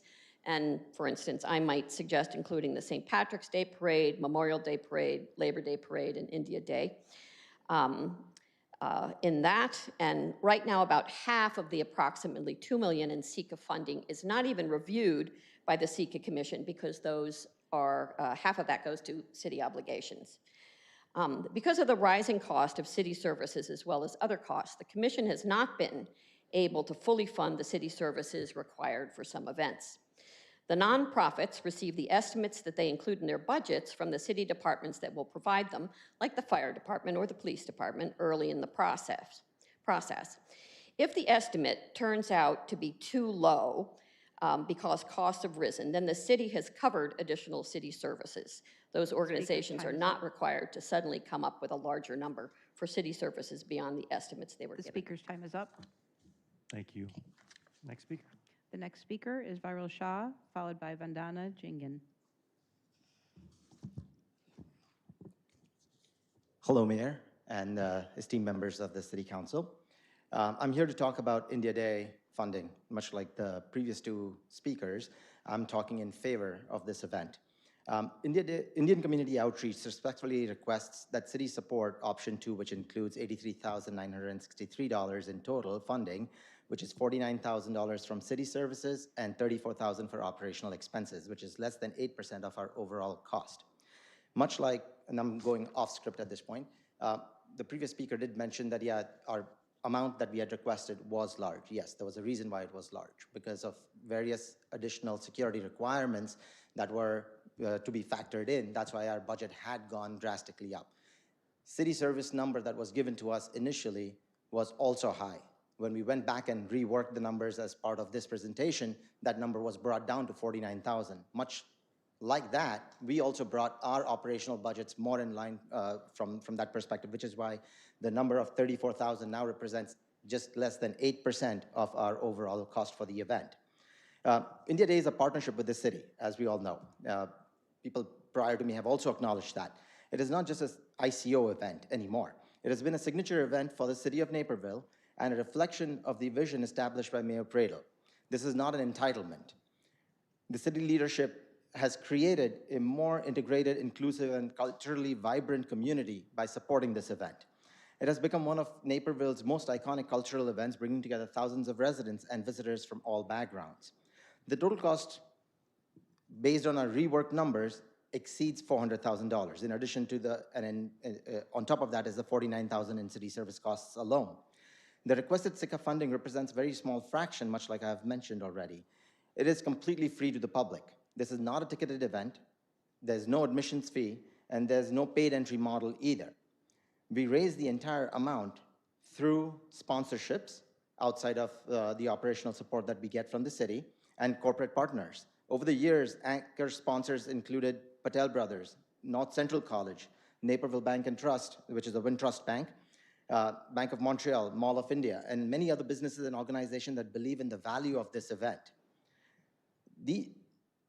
Last year, ICO was awarded $91,000 through SICA.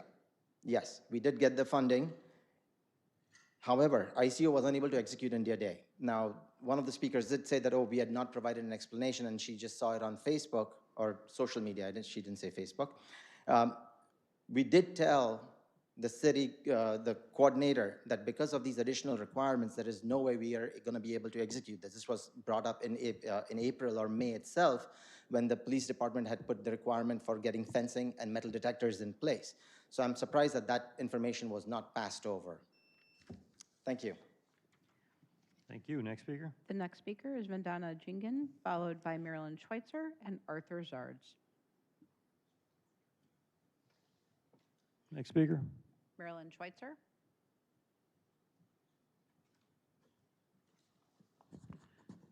Good evening. Please choose option 3, zero funding for the 2026 India Day event. Years ago, City Council chose to step away from evaluating and voting on individual requests. It shifted that responsibility to the SICA Commission, which has struggled to develop balanced and clearly understood policies for grant applications. It has been and continues to be a bit of a mess, though there have been exceedingly good intentions. As staff notes indicated in the February 17th agenda, City Council, quote, no longer reviews applications or individually recommends funding prior to approval. So why is City Council now potentially recommending funding for an individual organization after the fact? It's just a troubling precedent, and at this point is an affront to the SICA Commission. Rather than continually wavering on decisions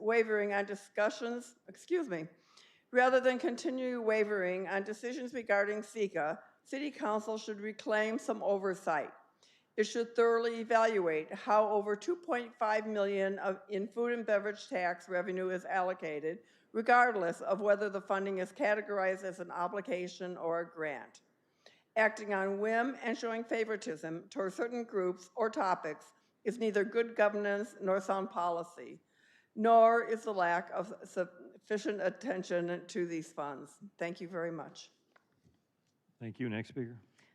The final 3 speakers are Arthur Zards, Munish Kaitsa, and Bradresh Patel. Council members, Mayor. I'm Arthur Zards, long-term resident, founder, executive, administrator of TEDx Naperville, and a SICA commissioner. And tonight I'm speaking on my behalf.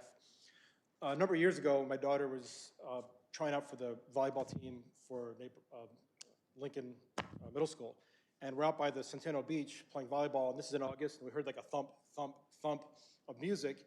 And after we're done practicing volleyball, we went out to the Rotary Hill, and we discovered on our own the Indian Day celebration. It was an amazing experience, the sound, the smells, the culture. And I remember telling my daughter, this is what makes Naperville so special. And because I care so much about this event and what it represents, I want to share some prepared remarks about the recommendation I made as a SICA commissioner. And it pained me to recommend $0 for the ICO outreach organization for the event. I made the decision carefully based on the information available to me and the consistent standards I apply in an evaluating funding requests. I take seriously my responsibility to protect taxpayer dollars to ensure that events are prepared to succeed and apply those standards fairly across all applicants. This year, more than 80 organizations requested funding, and my duty is to steward these resources responsibly.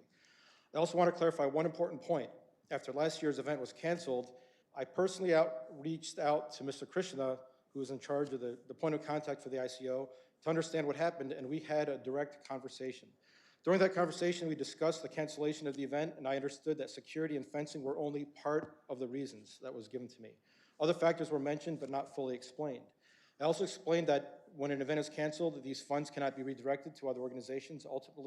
They ultimately return to the city's general budget. Following that conversation, I met with the chief of police to better understand security planning for community events. The discussion reinforced my confidence that our city has a thoughtful, structured, and timely approach to event safety. My recommendation ultimately reflected ongoing concerns about communication and whether the planning and budget were proportionate to the request of a significant size, 30% of the entire SECA budget. These concerns remain unresolved. I want this celebration to succeed in our community. My decision was not about the value of the event, but about readiness, accountability, and responsible stewardship of public funds. Thank you. Thank you. Next speaker. The next speaker is Munish Kesa, followed by Bhadresh Patel. Hi, so Munish had to leave for an emergency, so I'm going to speak on behalf of him. So my name is Isha, and I wasn't prepared to speak today, but Ma'am, since, I don't can we think not? if you weren't signed up, He just had to leave, so. yeah, that's not allowed, unfortunately. The final speaker is Bhadresh Patel. Good evening, Mayor, distinguished council people. My name is Bhadresh Patel, 27-year resident of Naperville, longtime volunteer, part of the organization for ICO. And I'm just here to kind of speak from my heart, and I am one to truly believe in process. I believe process is valuable in all things that are being created from a community perspective. But I think in this particular case, the India Day celebration and parade has always been, and it's been collectively been spoken for many times in front of this community, that it's been a community partnership with the city. And when I hear partnership, that partnership started from a time back when Mayor Pradel really felt there was an opportunity to help bring our two communities together, help parts of the community better understand who the Indian community was and vice versa. Since then, the amorphous of what this has created, to me, has been one of the key signature components of what's made Naperville, you know, the #1 city to live in this country. I mean, we've gotten that award repeatedly year after year after year, because this event is it's not secluded to Naperville alone. It's been widely attended by folks outside of the Naperville area, by our adjoining states, and people outside of this country. People outside of this country have spoken to me when I've traveled, and they said, "Oh, you're from Naperville." I saw Naperville because we got to see the parade. We got to see the activities that were going on. We see that Naperville is an inviting community. So I want to remind that, listen, we are here because the $0 allocation was a bit of a surprise. We're asking that be revisited and see if there's the opportunity to bring the festivities back to Naperville, to continue to showcase to the community and to the rest of the world outside of Naperville that Naperville is supportive of what we've tried to do. Thank you. Thank you. Councilman McBroom. Thank you, Mayor. I was just curious, am I able to motion to allow the other young lady to speak? Can we do a Yeah, so we would need a majority of council members to allow the speaker who is replacing another speaker to speak. So those in favor of allowing the woman who I said couldn't speak to speak, signify by raising your hand. Okay, ma'am, if you want to come back to the podium, we will authorize you to speak. And you'll have 3 minutes as a reminder. Okay, thank you so much. And state your name for the record, please. Yeah, so my name's Isha, and I know I wasn't prepared to speak today, but since before all those people before me have kind of given you the facts, I kind of wanted to just give my experience with this event. And around 2 years ago, when we had our last India Day, I actually emceed the event, and I opened the event by reminiscing our 10-year anniversary. And you know, I kind of mentioned that was when the iPhone 5 just came out, and this year we're celebrating the iPhone 15, and look what a long way we have come. So I have genuinely grown up with this event, and those of you who have attended in the past may have seeing how involved I am and how I genuinely look forward to it every year. It has shaped my career, my interests. It is actually the reason why I am in the work that I am in today. And I do hope that it continues to inspire others in the future.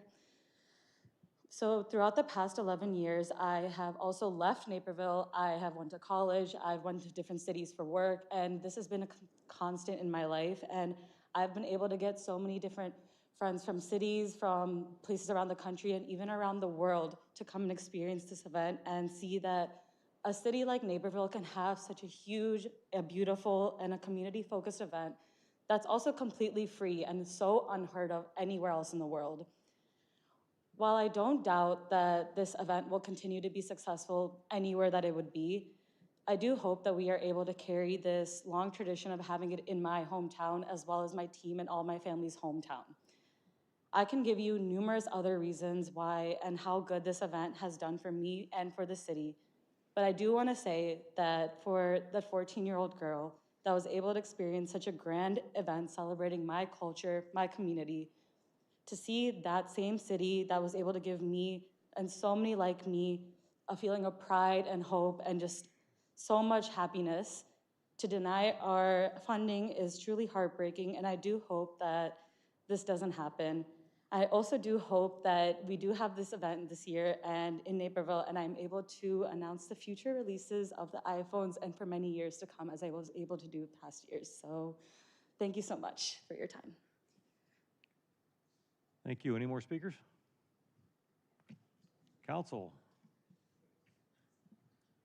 Councilman Holzhauer. Thank you, Mayor. With regard to the final way that council wants to go on this, I've actually got an open mind, and I really want to hear what my colleagues have to say. I had a couple of big picture thoughts, which I hope are carried forward for future years. One is, I wonder if in the future, and I think former Councilwoman Broadhead brought this up, but maybe India Day could be thought of more in the framework that we think of like Memorial Day. You know, when I think of Memorial Day, I think we're going to do a parade, and I think there's going to be events, but I don't think there's like one organization where it's just make or break. The entire weight of it falls on that one organization, and then if that one organization has, you know, an issue with a request to SECA or something like that, you know, that it's going to make Naperville not have a Memorial Day parade. So whether that's involving multiple organizations, I noticed that Viral, Mr. Shah pointed out that it's not just an ICO event. Maybe we explicitly kind of point out in the future, we're going to have an India Day parade, but it could be 4 or 5 organizations that are sharing that, so that, you know, maybe we don't have a repeat of what's happened the last 2 years. And I am interested also in the point of having maybe a food and beverage tax allocation. I thought that was an interesting point that Councilwoman Broadhead brought up. But the big picture thing I would say is maybe long term we can just be thinking about how to make this event sustainable without resting on just kind of like having a one-legged table where everything just depends on one thing. So thank you, Mayor. Thank you. Councilman Brinkroom. Thank you, Mayor. Agree with all that. Councilman Holzhauer, I think I mentioned that last time, that, you know, there's certain things that maybe we don't want to risk them getting to zero. Maybe they should be city obligations. So, you know, I appreciate the SECA commissioners coming tonight, and those that aren't here. You know, this is my new business to bring forward, so kind of want to defend it. You know, in my new business, I didn't suggest that nobody made mistakes, and we've had conversations about that. That's, you know, I think the timing of the review on SECA is timely. You know, I think that you know, this is maybe an example of something that could be cleaned up, or communication breakdowns, or ambiguities, or you know, so I think mistakes were probably made. You know, do SECA applicants ask for more than what they think they're going to get? That happens all the time. I mean, I think Mayor mentioned that. I mean, that's maybe going to be a discussion when we talk about, you know, if you know you only need 25, why are you asking for 50? you know, I think that the communication, there had to have been maybe the truth's in the middle. As Commissioner Zard mentioned, he did talk to, at least last year, Christian Evanswell can get a hold, you know, people can get a hold of him. So, you know, I find it hard to believe for an event this big that that someone would have denied a meeting or a phone call, or you know, it could be done, or just maybe the effort wasn't there to, you know, anybody can, you know, Viral would take a meeting and answer questions. I don't think anyone would have ignored that request. So, you know, I understand the precedent. You know, I understand the concerns, but I just elevate this event to a different level. I mean, you know, SECA does fund and give grants to Indian American groups. This is the biggest one. This is their biggest celebration. This is hugely important to a huge demographic in our community. I don't want to see another town get this event. And I think there's a risk of that happening. It'll show up in Oak Brook or Aurora, and then it'll never come back here. So, you know, as far as reviewing SECA and making changes, you know, that's what we're going to do moving forward. Right now, we're working under, you know, what we have now. I don't want to lose this event, you know, and I don't think it's an affront to, someone said, to the SECA commissioners. I think you're hardworking, you do your job. I do think maybe there was an underappreciation for how important this event is to all of our community, and really specifically to our largest immigrant population in Naperville. So, you know, I'm going to be supporting, you know, giving them the allocation that they would have gotten last year. You know, the city services and the operations as well. Moving forward, I think that's going to be a discussion. Do we give out operations? Do we give out cash anymore? You know, I think it's important enough, you know, for a city that talks about inclusion all the time. I do think that it would be a bad look if we give a 0 and we don't have India Day here for our largest immigrant population. So I don't want them to be punished for mistakes that probably some of the leadership made at ICO. So thank you. Any other council discussion? Councilwoman Gibson. Sure. Thank you, Mayor. I echo all the comments about what a valuable event this is. I know it's been in our community for a long time, and I'm grateful for all the years of work you've put into India Day and celebrating it in our community. I think, you know, it's one of the reasons we have CEQA, the young woman that came to speak. These are really meaningful. They're community building events, and we're really lucky in our community that we have so many groups and so many events, 88 groups that came to SECA looking for funding. So, you know, my thoughts on this are not tied to India Day itself, but more to what I heard from the SECA commissioners about process and equity when we're dealing with public funds. SECA process isn't perfect. I know we've discussed on this dais about reviewing it. I believe next meeting we're going to get a report on that. But it is pretty thorough. So my preparation for tonight was going back and really digging into the process, listening to the SECA meetings where this was discussed.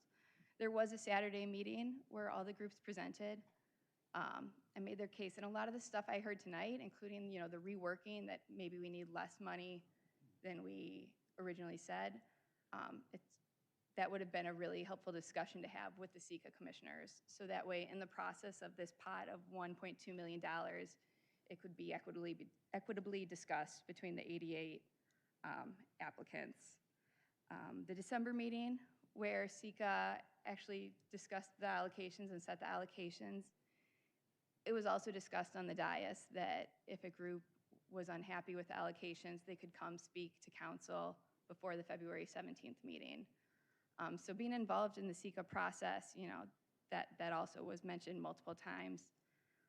All my colleagues up here, we all voted for the SECA funding on February 17th. So, you know, I would have hoped that we had seen that allocation number. So it seems a little unfair to the other groups that didn't get any funding to now, you know, months later, come back and question the process. So I would like this event to stay, but I think in terms of good governance, I think it sets a dangerous precedent to give individual groups post-decision to changing the process we do it for individual groups. I don't think that's equitable to the other members of our community. Councilman Kelly. Thank you, Mayor. So on this one, I'll echo everything Councilwoman Gibson just said. I think all of that is absolutely correct, that we all, everybody in the community and everybody on council values the event to a significant degree, and we also value the commissioners' work and honest thoughts. It takes a lot for them to get up here. It takes a lot for them to do their jobs in general, but to come up tonight and talk about a specific event in a way that typically we don't see takes a lot. It also takes a lot from ICO to come in after the fact and kind of hat in hand and maybe, you know, just trying to salvage their event. I will say I wish I would have heard a little bit more tonight about maybe some answers to some of the questions that the commissioners raised. We heard a lot of good things about the event itself, and I don't think anybody questions the value of the event and what it would be and what it has been. I thought maybe tonight was an opportunity to hear a little bit more that it would assuage some of the concerns about the viability of the event, regardless of what the amount may or may not be from council, and I didn't really hear that, you know. So there was December, there was February, now there's last month and tonight, and I think there's still some of those questions that haven't been totally addressed. Having said that, I do think that the practical realities are concerning. You see, totally aside from India Day, just in general, I mentioned the last meeting, events are going by the wayside, but parades in particular. You know, we lost the holiday parade in Naperville this year. I saw a neighboring town, the Swedish Day Parade was on life support in Geneva, and last second that came back around in a very smaller way. May or may not come back in the future. These events and parades in particular are getting harder and harder to run, and I think if you take 2 years off, it's even that much harder to come back the next year. I was, before being on council, helped with St. Patrick's Day Parade, Labor Day Parade, and those things are not easy, and they were a lot less expensive then than they are today. So I am pretty sensitive to the risk of, in particular with the parade, that it might not come back if it doesn't happen again. And I also do think there is something to be said for, I think there's two very different buckets between the city services and the operation expense for a variety of reasons, but one important practical reason for the city is that the city services dollars really just come right back to the city. You know, it's not money out of pocket, it's coming from food and beverage tax going into a different bucket, but it's city dollars that we are charging event organizers to have their event, and then we get the money right back from them. So it's not really a hit to the city, and that doesn't solve for some of the process concerns we heard that are very valid. So I struggle to even give anything, but what I would be comfortable with myself would be some award of city services so that we can try to ensure that, at least from the city's perspective, we are not an impediment to the parade happening, at least this year. What that exact amount would be, I'm not totally sure. When you go through the SEEK allocations for 26, pretty much, I don't think, maybe with only 1 or 2 exceptions, almost every event that requested city services did not get 100% of the city services that were requested. Even the Memorial Day Parade, maybe the ultimate legacy event in Naperville, did not get 100% of their city services. And to a couple council members' points, that maybe is something we should look at, I think, when we have this overall discussion. You know, if we're going to have only 3 or 4 or 5 parades in the town and the city that says we love a parade, maybe we've got to fund our portion of that city services for security. So, but this year we're not doing that. Almost every other event is taking some haircut. So I don't think I'm comfortable with the full city services when any other event isn't getting it, to say we'll give you 100% after the fact in a one event scenario. It doesn't seem quite right. But I would be comfortable with giving something between the parade city service amount and the combined city service amount for the parade plus India Day is where I could live with. So I don't know where the rest of the council is, but that's where my thinking is at the moment. Thank you. Thank you. Councilman Wilson. Thank you, Mayor. Yeah, I'd like to sort of echo a previous thing that Councilman Holzhauer said, where perhaps looking into the future, this would be a good idea to put this into another, category, like you had said, with regard to St. Patrick's Day and other events and such. That being said, I guess just dealing with the current issue, you know, and sort of echo Councilman McGroom's comments. Just, you know, it's, the SECA commissioners are certainly hardworking, and really appreciate their service. You know, that being said, I'm sure mistakes were made, and I don't know, both sides, I guess, like Councilman McBroom said. I guess I kind of view this, like approving this would, in my view, would not set a precedent, just because I view this as a unique category, similar to making its own thing. And you know, certainly, you know, just echoing people's comments, like Councilman Kelly said, if it were to go away, to me it would seem harder to do it in the future, particularly lapsing. I guess this would make it 2 years now. So I'd certainly be in favor of supporting the whole amount to make sure it is operational. So yeah, that's my comments on it. Just a yeah, thank you, Mayor. Councilwoman Jane. Thank you, Mayor. I really appreciated Mr. Zard's comments today in acknowledging the value. I think everybody up here is trying to make this event happen somehow because we know its value, and I think that speaks a lot to ICO's hard work to bring something that people have never seen. I know for me, it's always been a special day. But at the same time, if we are making an exception here, I want us to be really explicit as to what puts this event in a different category that recognizes an exception. Former Councilwoman Broadhead mentioned, used the phrase legacy event. How do we define that?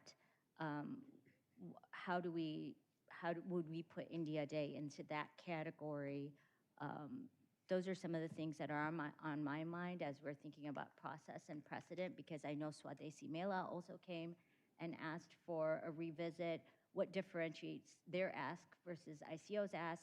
I think we can make arguments for why that may be different or not, but I think we need to be very, very intentional with carving that exception if we were to apply it here. Councilman Said. Thank you, Mayor. I want to hear from the staff about the process from August till date, and then I wanted to have my comments, Mayor. Jake, yeah. City staff, Jake. Yep. Jake. Jake Fader, Special Events Coordinator. We are in the process of SECA. SECA applications open in September for the next year. So for example, September 2025, SECA applications open for 2026. In October, they closed. That led us to our next step in November 2025, where we mentioned that is the meeting on Saturday, where applicants can come to council chambers and discuss their application. The next meeting followed by that is that December 11th meeting, where the unified recommendations take part. And then the last point on our important dates that's listed on our website is typically between January and February is when those allocations are approved by City Council. Thank you so much, Jake. Can I have the representative from ICO? Any one person who can answer our questions, take the questions.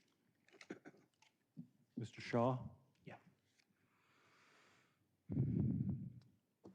First of all, thank you so much to all the speakers who are supporting or, sharing the facts and everything. Thank you to the commissioners who have spent their time today to come and speak. ICO, thank you so much for coming today and speaking. Absolutely. So, Mr. Viral, what is the budget you have applied for? So what we had applied for was, I don't have the exact numbers with me, but it was, I think, north of $600,000 at that time, from an application perspective. Yeah, and how much you have raised as of now? So as of right now, we are at about 175,000. So you have already raised? Yeah. Okay. And why it took so much long time to come to City Council? All right, so I'll go from a historic perspective. Usually, once we've attended the initial SICA, the workshop, After that, when it comes down to November or December, over the past 12 years, maybe not the first 2 or 3 years, if there were any questions, because it's a cookie cutter approach at this point, right? Every year it's the same event, except for one time when the location changed for us. It's a cookie cutter event. So usually we've never had to come back and re-explain the entire event because everybody from a staff perspective as well as from a commissioner's perspective knew what to expect. So what used to happen is whenever there was a question asked by commissioners, city staff would basically email either Krishna or myself, or sometimes both of us, and say that, hey, these are the questions that the commissioners have. We would basically respond in an email itself, explaining the piece. And there was, in the initial years, they were asking us to come in, but after that, we were not asked to come in. So we kind of sort of assumed that that was the same process that was going to happen this year as well. So that takes us to the December one. The $0 allocation did catch us by surprise. We did not notice that until actually the day of the council, of the city council meeting itself. So once that was approved by city council, Krishna had sent an email in February itself to city manager, Mr. Kruger, and the mayor requesting a meeting so that we could basically talk about what happened, and like we were completely shocked from that $0 allocation. We did not actually if I'm not mistaken, and Mr. Krieger, correct me if I'm wrong, but it took us till March to actually get a meeting set up with the mayor and the city manager. And at that point, that was, I think I want to say it was late in March or the last week of March when we met and we talked about it. And they said, okay, you need to come into the next city council meeting, which was on April 4th, which is why the timeline is as expanded as it is. Just because we were not able to get meetings together to meet and figure out what we needed to do, because we didn't know that we were supposed to come and talk to begin with. Okay, fine. Thank you so much. I know ICO very well. I have attended many parades, and I have seen how the community come together for such events. I love events. The people who knows me, they know I attend so many events. And there have been 84 applicants who has applied for this SICA. Yeah. And on December meeting, almost 90% of the people were there. I met with those people, I heard them.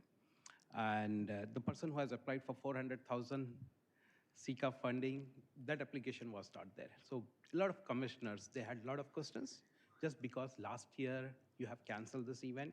Yeah. And that has triggered the commissioner to ask a lot of questions. Sure. But nobody was there. I was there in that meeting. Even I had a lot of questions so that I can get a question.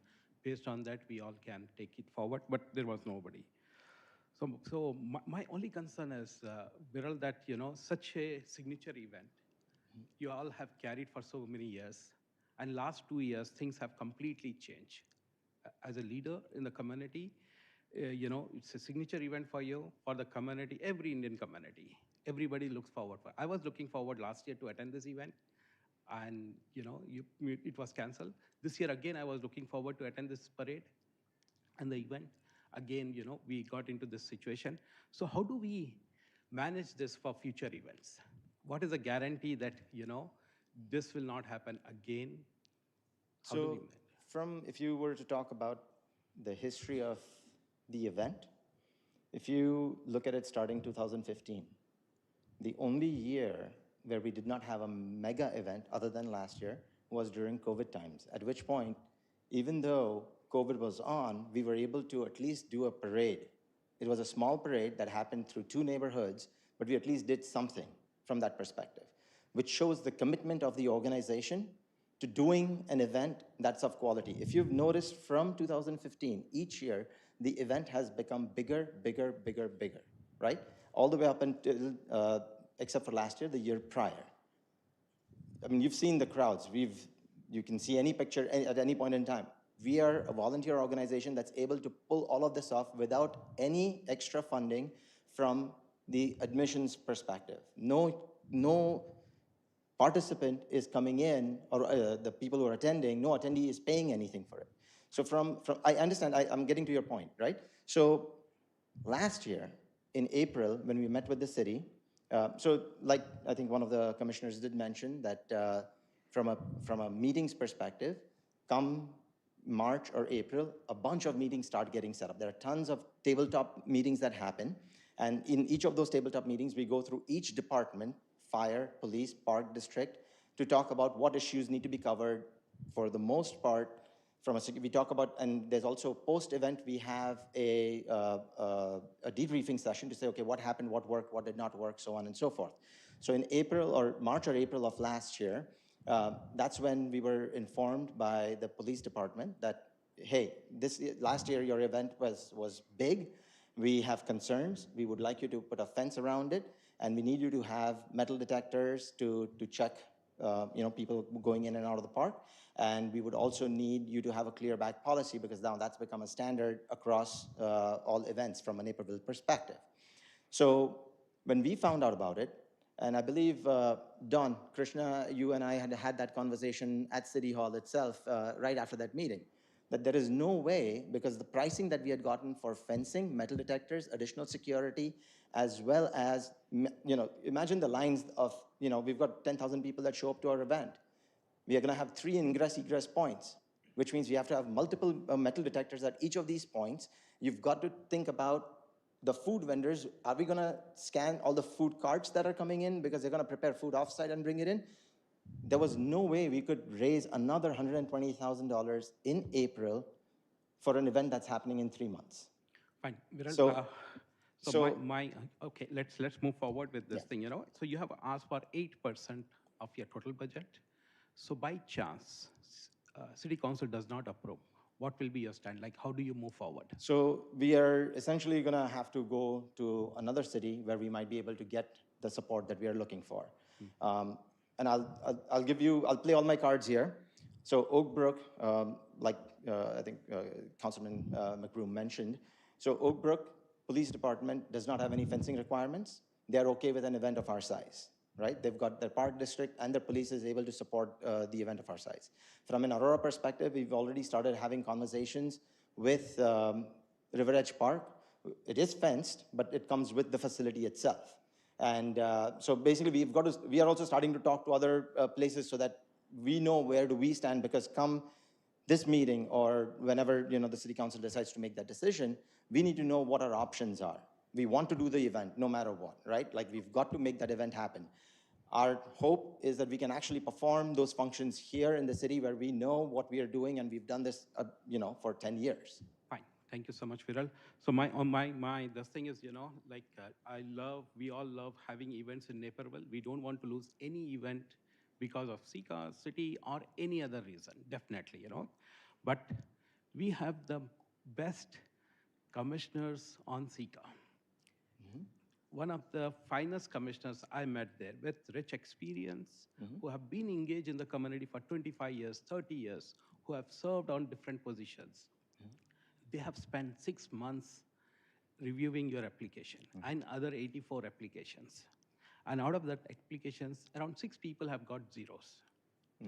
And rest of them, they all got it because they have done their homework, they came, they spoke, they answered all the questions, everything was perfect. Only the 6 we missed.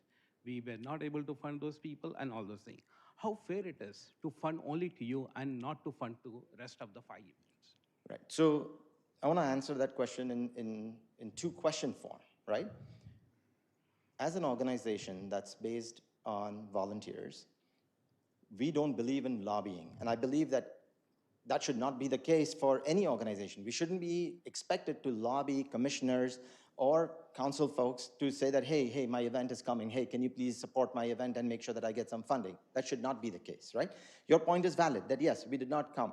Now, traditionally, we've not gone to those sessions because we didn't want to waste anybody's time by taking up time to speak about the event that everybody's already known about, which is, okay, it's our mistake. We should have showed up. We should have known.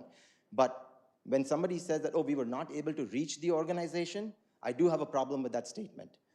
I am available 24/7. Krishna is available 24/7. Everybody knows, including city folks, whenever we've received an email, we've responded to those emails. If somebody had said, hey, we have questions, can you please come and attend this? We would have 100% been there. So it is surprising that when commissioners are saying that, oh, I personally tried to reach Krishna and Krishna was not reachable, I cannot believe that statement, unfortunately. I respect commissioners. Yeah. I stand with my commissioners who have been Absolutely. in the community, serving this community, serving the city. So, fine, that's it. Thank you so much. Absolutely. Councilman White. Any other questions or? Yeah, you can stay there, please, Mr. Shaw. I appreciate it. I guess for me, I'm not. I mean, the event, we all appreciate what the event brings to the community and all that. For me, it is about process. Given that the event, I mean, you all are asking for basically a third of the overall amount of money that SECA's been allocated. I'm finding it hard to understand why you guys would not go to those meetings. I mean, you said you didn't want to be lobbying.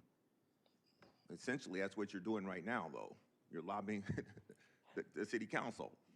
Yes. And it's not, going to those meetings is not a lobby. It's a responsibility of the organization that's requesting that amount of money to be there, to answer questions, for you to ask questions in case you don't understand something. So I'm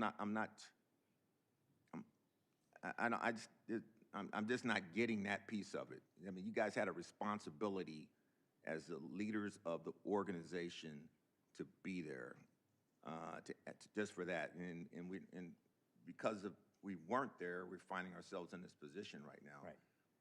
Councilman Kelly mentioned it before. I was kind of hoping to hear some concerns, get you all to address some of those concerns from the process standpoint. Yep. Yes, I don't know if anyone's available 24/7. So I get you're saying that you guys did not get messages, but I also know that at least 2 commissioners specifically said they reached out and did not hear back. So that's concerning for me. I don't know if Councilman McBroom meant to say it this way, but he mentioned that the event's underappreciated. Maybe by that's so far from the truth. I think everyone appreciates the event. I just want to make sure that we all understand that. And it took you. How long did it take to meet with the mayor after the December decision? You said it took almost 3 months to meet with. No. Well, I said mayor, but city leadership you couldn't get. So we sent out the note to the mayor's office, I want to say in February, at the end of February, after the meeting had happened.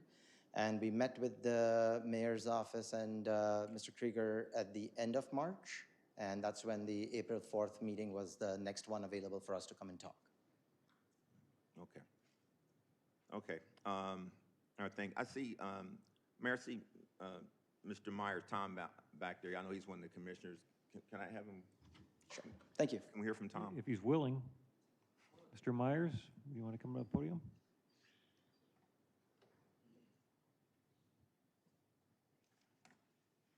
Yes, sir. Yeah, thank you, Mr. Myers.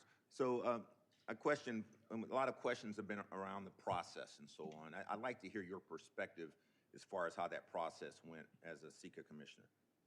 Well, it's I think a very well-defined process. As stated, we have a mandatory meeting in which we tell everyone, here's the rules and here's how you're going to present your application.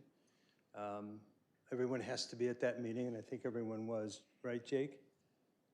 Everyone attended the mandatory meeting back in the fall. And then from that point on, those applications are then distributed to the commissioners who start to review the various requests.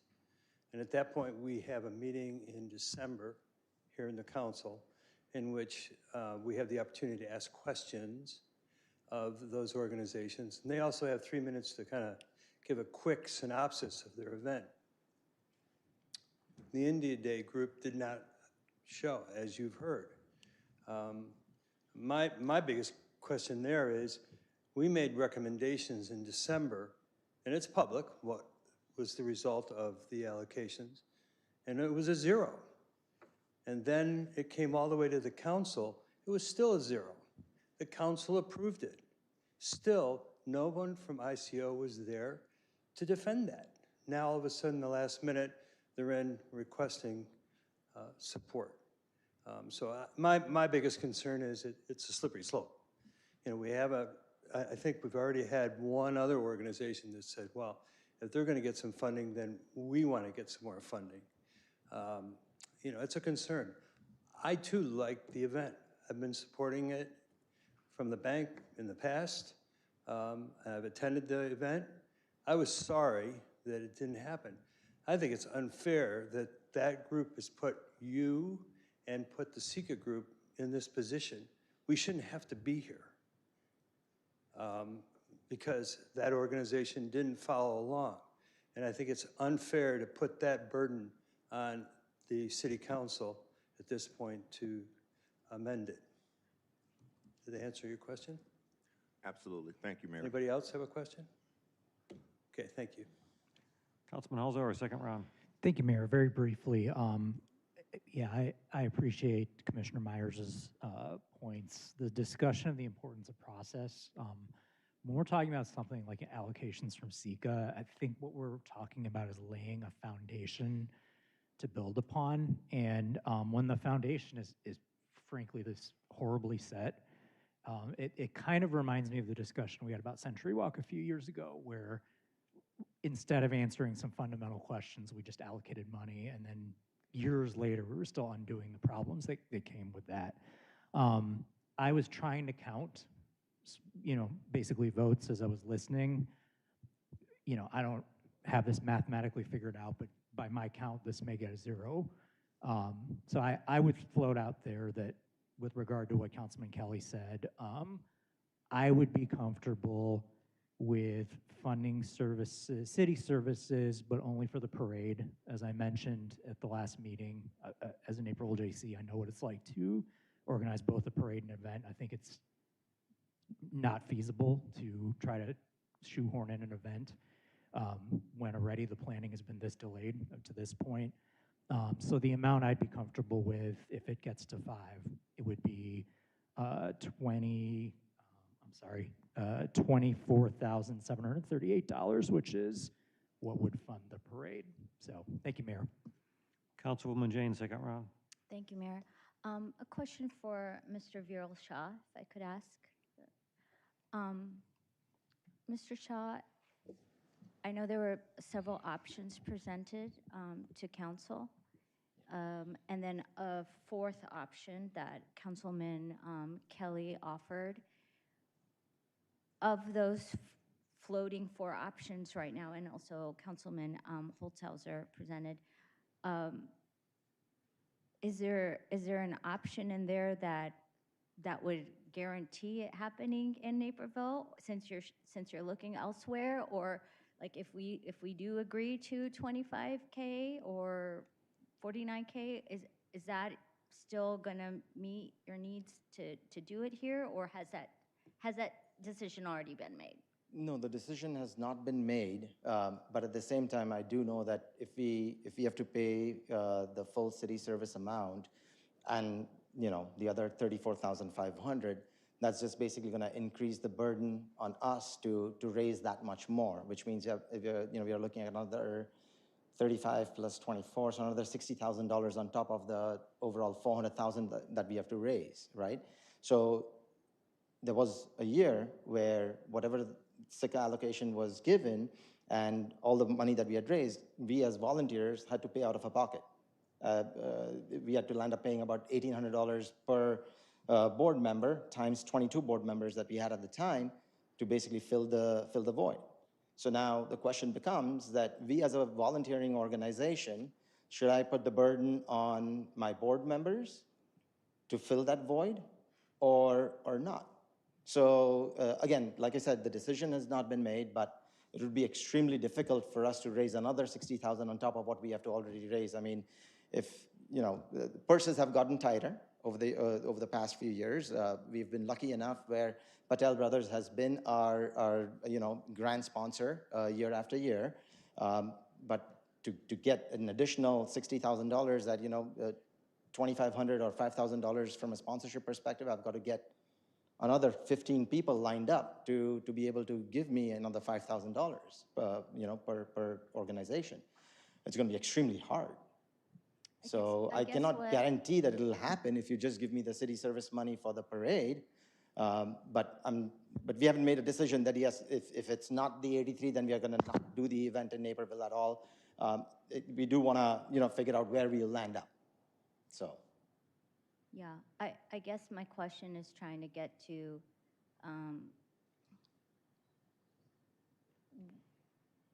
if an amount is given, like 25K, is that going to help you at least better than a zero, right?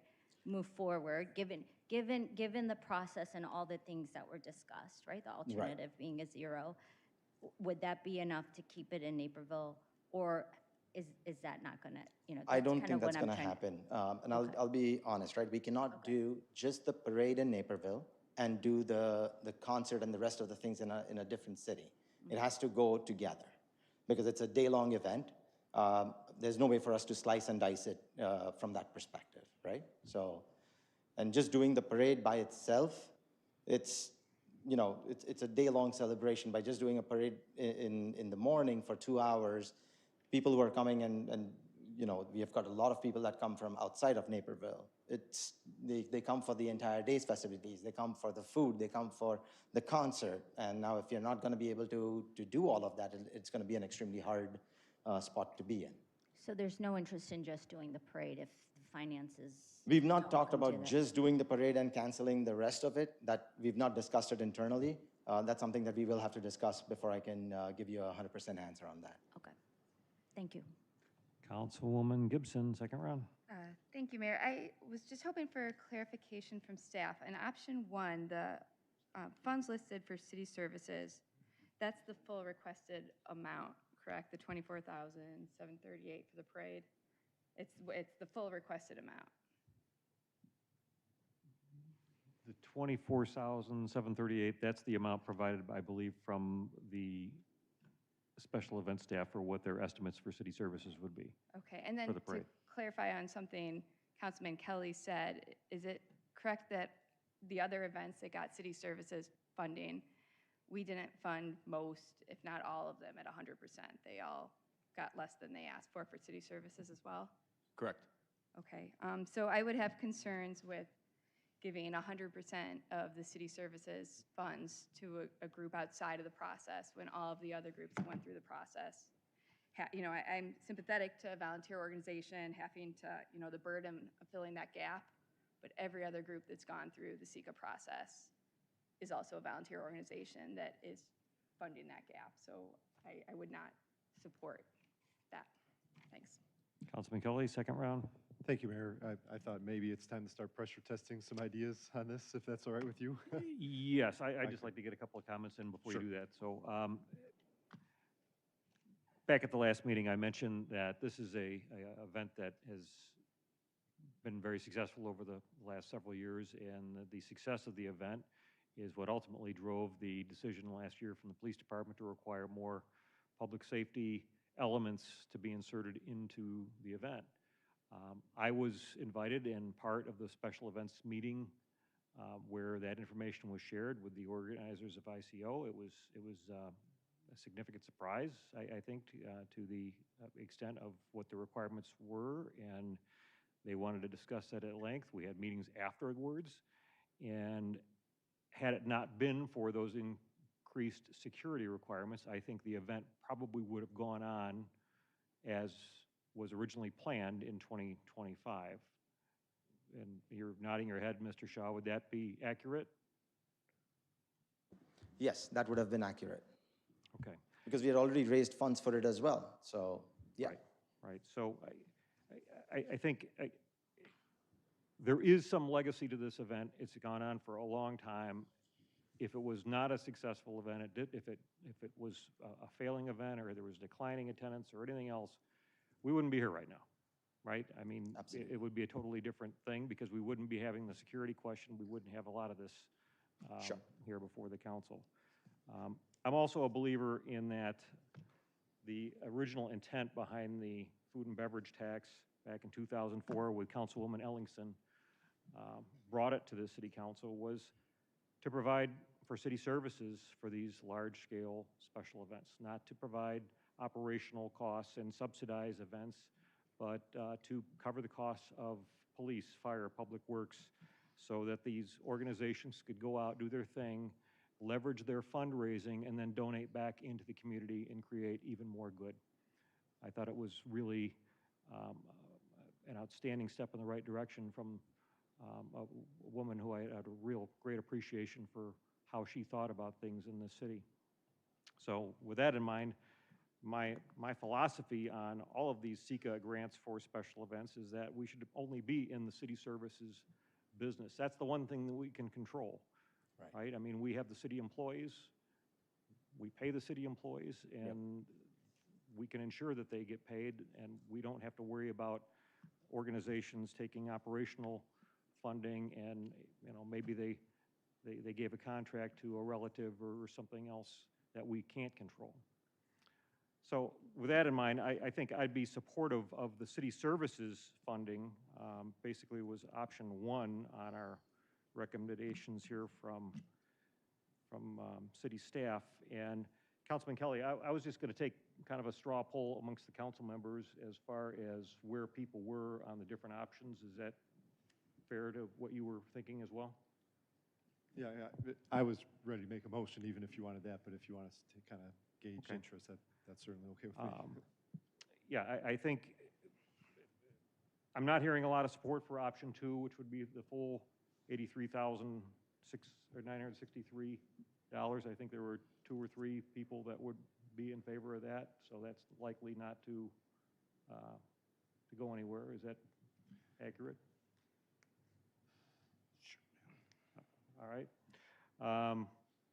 With regard to option 1 on the funding the city services only for both the parade as well as the event, is there any indication from council members on if you would be supportive of that? And we could do a show of hands or something just to get a sense of where this goes so we have some direction. Councilman Kelly? Thank you, Mayor. So almost for me, what I was going to suggest on this particular option is to not elevate this organization over the others in terms of the proportionality on the city services. I was going to suggest $22,500 for both the parade and the event respectively. I think it's $24,738 and $24,725 would be the full freight. So this isn't scientific, but just looking at the other similarly situated events, if they were to have them, I was going to suggest that we would fund and then back to the city, of course, for city services, $22,500 for each. That's what I would be supportive of. So, with nothing for operations, just 45 total. Correct, a total of up to $45,000 for city services only. Okay. So I guess in our straw poll, we'd be looking to see if there was support from council members for the $45,000 total recommendation from Councilman Kelly. Hands in the air. Counting 4. Okay, so that's not going to, was there 5? I couldn't tell. Can we do it again? Hands in the air. Can you explain it one more time to me, what the numbers is and what it's for? Councilman Kelly, go ahead. Sure. So this is just what I'm thinking, but for city services only, I'm not talking about operations whatsoever, but for city services, the current request was $24,738 for the parade and $24,725 for the event. And I was suggesting that they would receive up to a maximum of $22,500 for each. $22,500 for the parade, $22,500 for the event if they were to have both. If they only had the parade, for example, they'd get a maximum up to $22,500. If they had both, they could get up to $45,000 for city services that would be reimbursed to the city.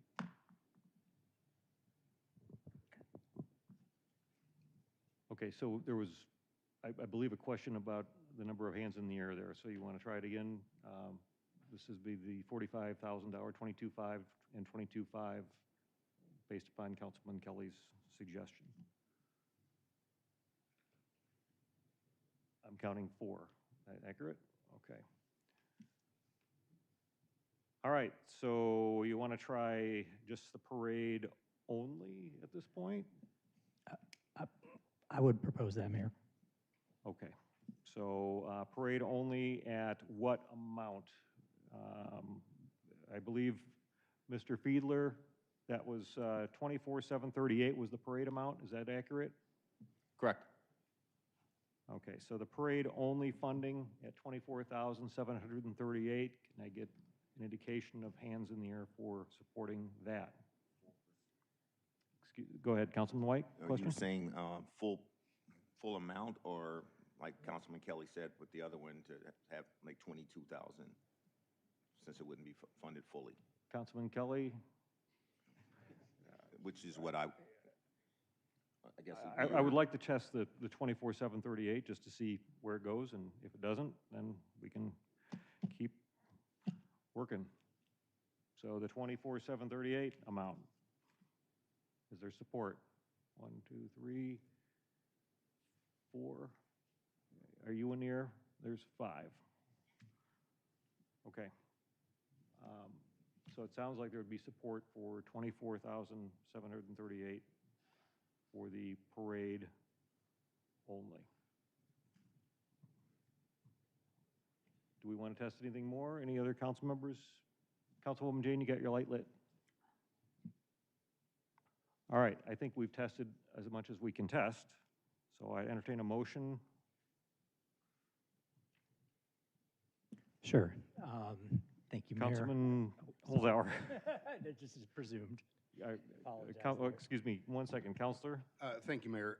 Council, if you're making a motion, and I understand it sounds like it's coming together to move to award $24,738 to the Indian Community Outreach for the proposed 2026 India Day Parade from SECA funds to be awarded from the 2025 SECA balance.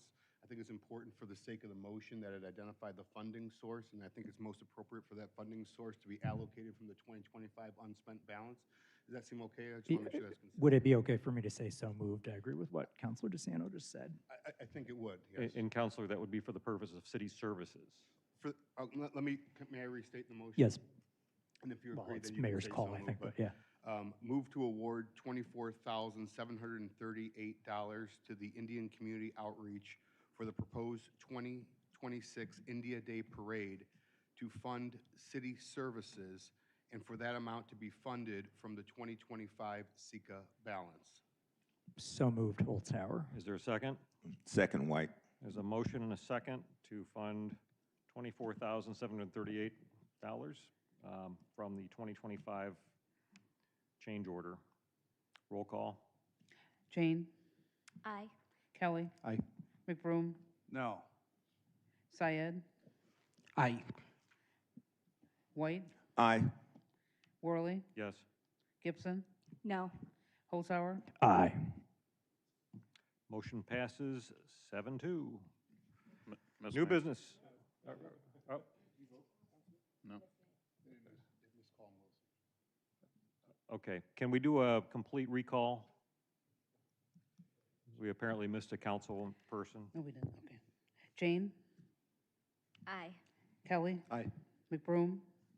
No. Syed? No. White? Aye. Worley? Yes. Gibson? No. Holzhauer? Aye. Wilson. Wilson.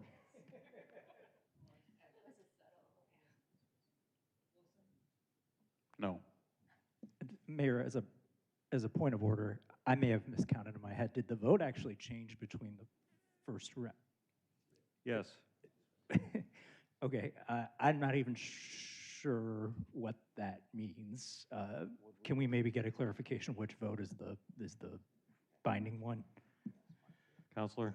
There is a provision in the municipal code which allows a council member to change a vote if it is done before the next agenda item is called. And so I think in light of the miscalled roll, I think it's appropriate to be able to vote freely on that second vote and for it to be recorded.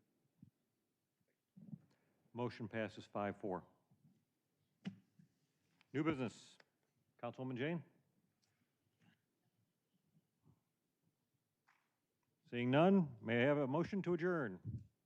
Motion to adjourn. Second, Kelly. Motion and a second. All those in favor, sign aye. Aye. We're adjourned.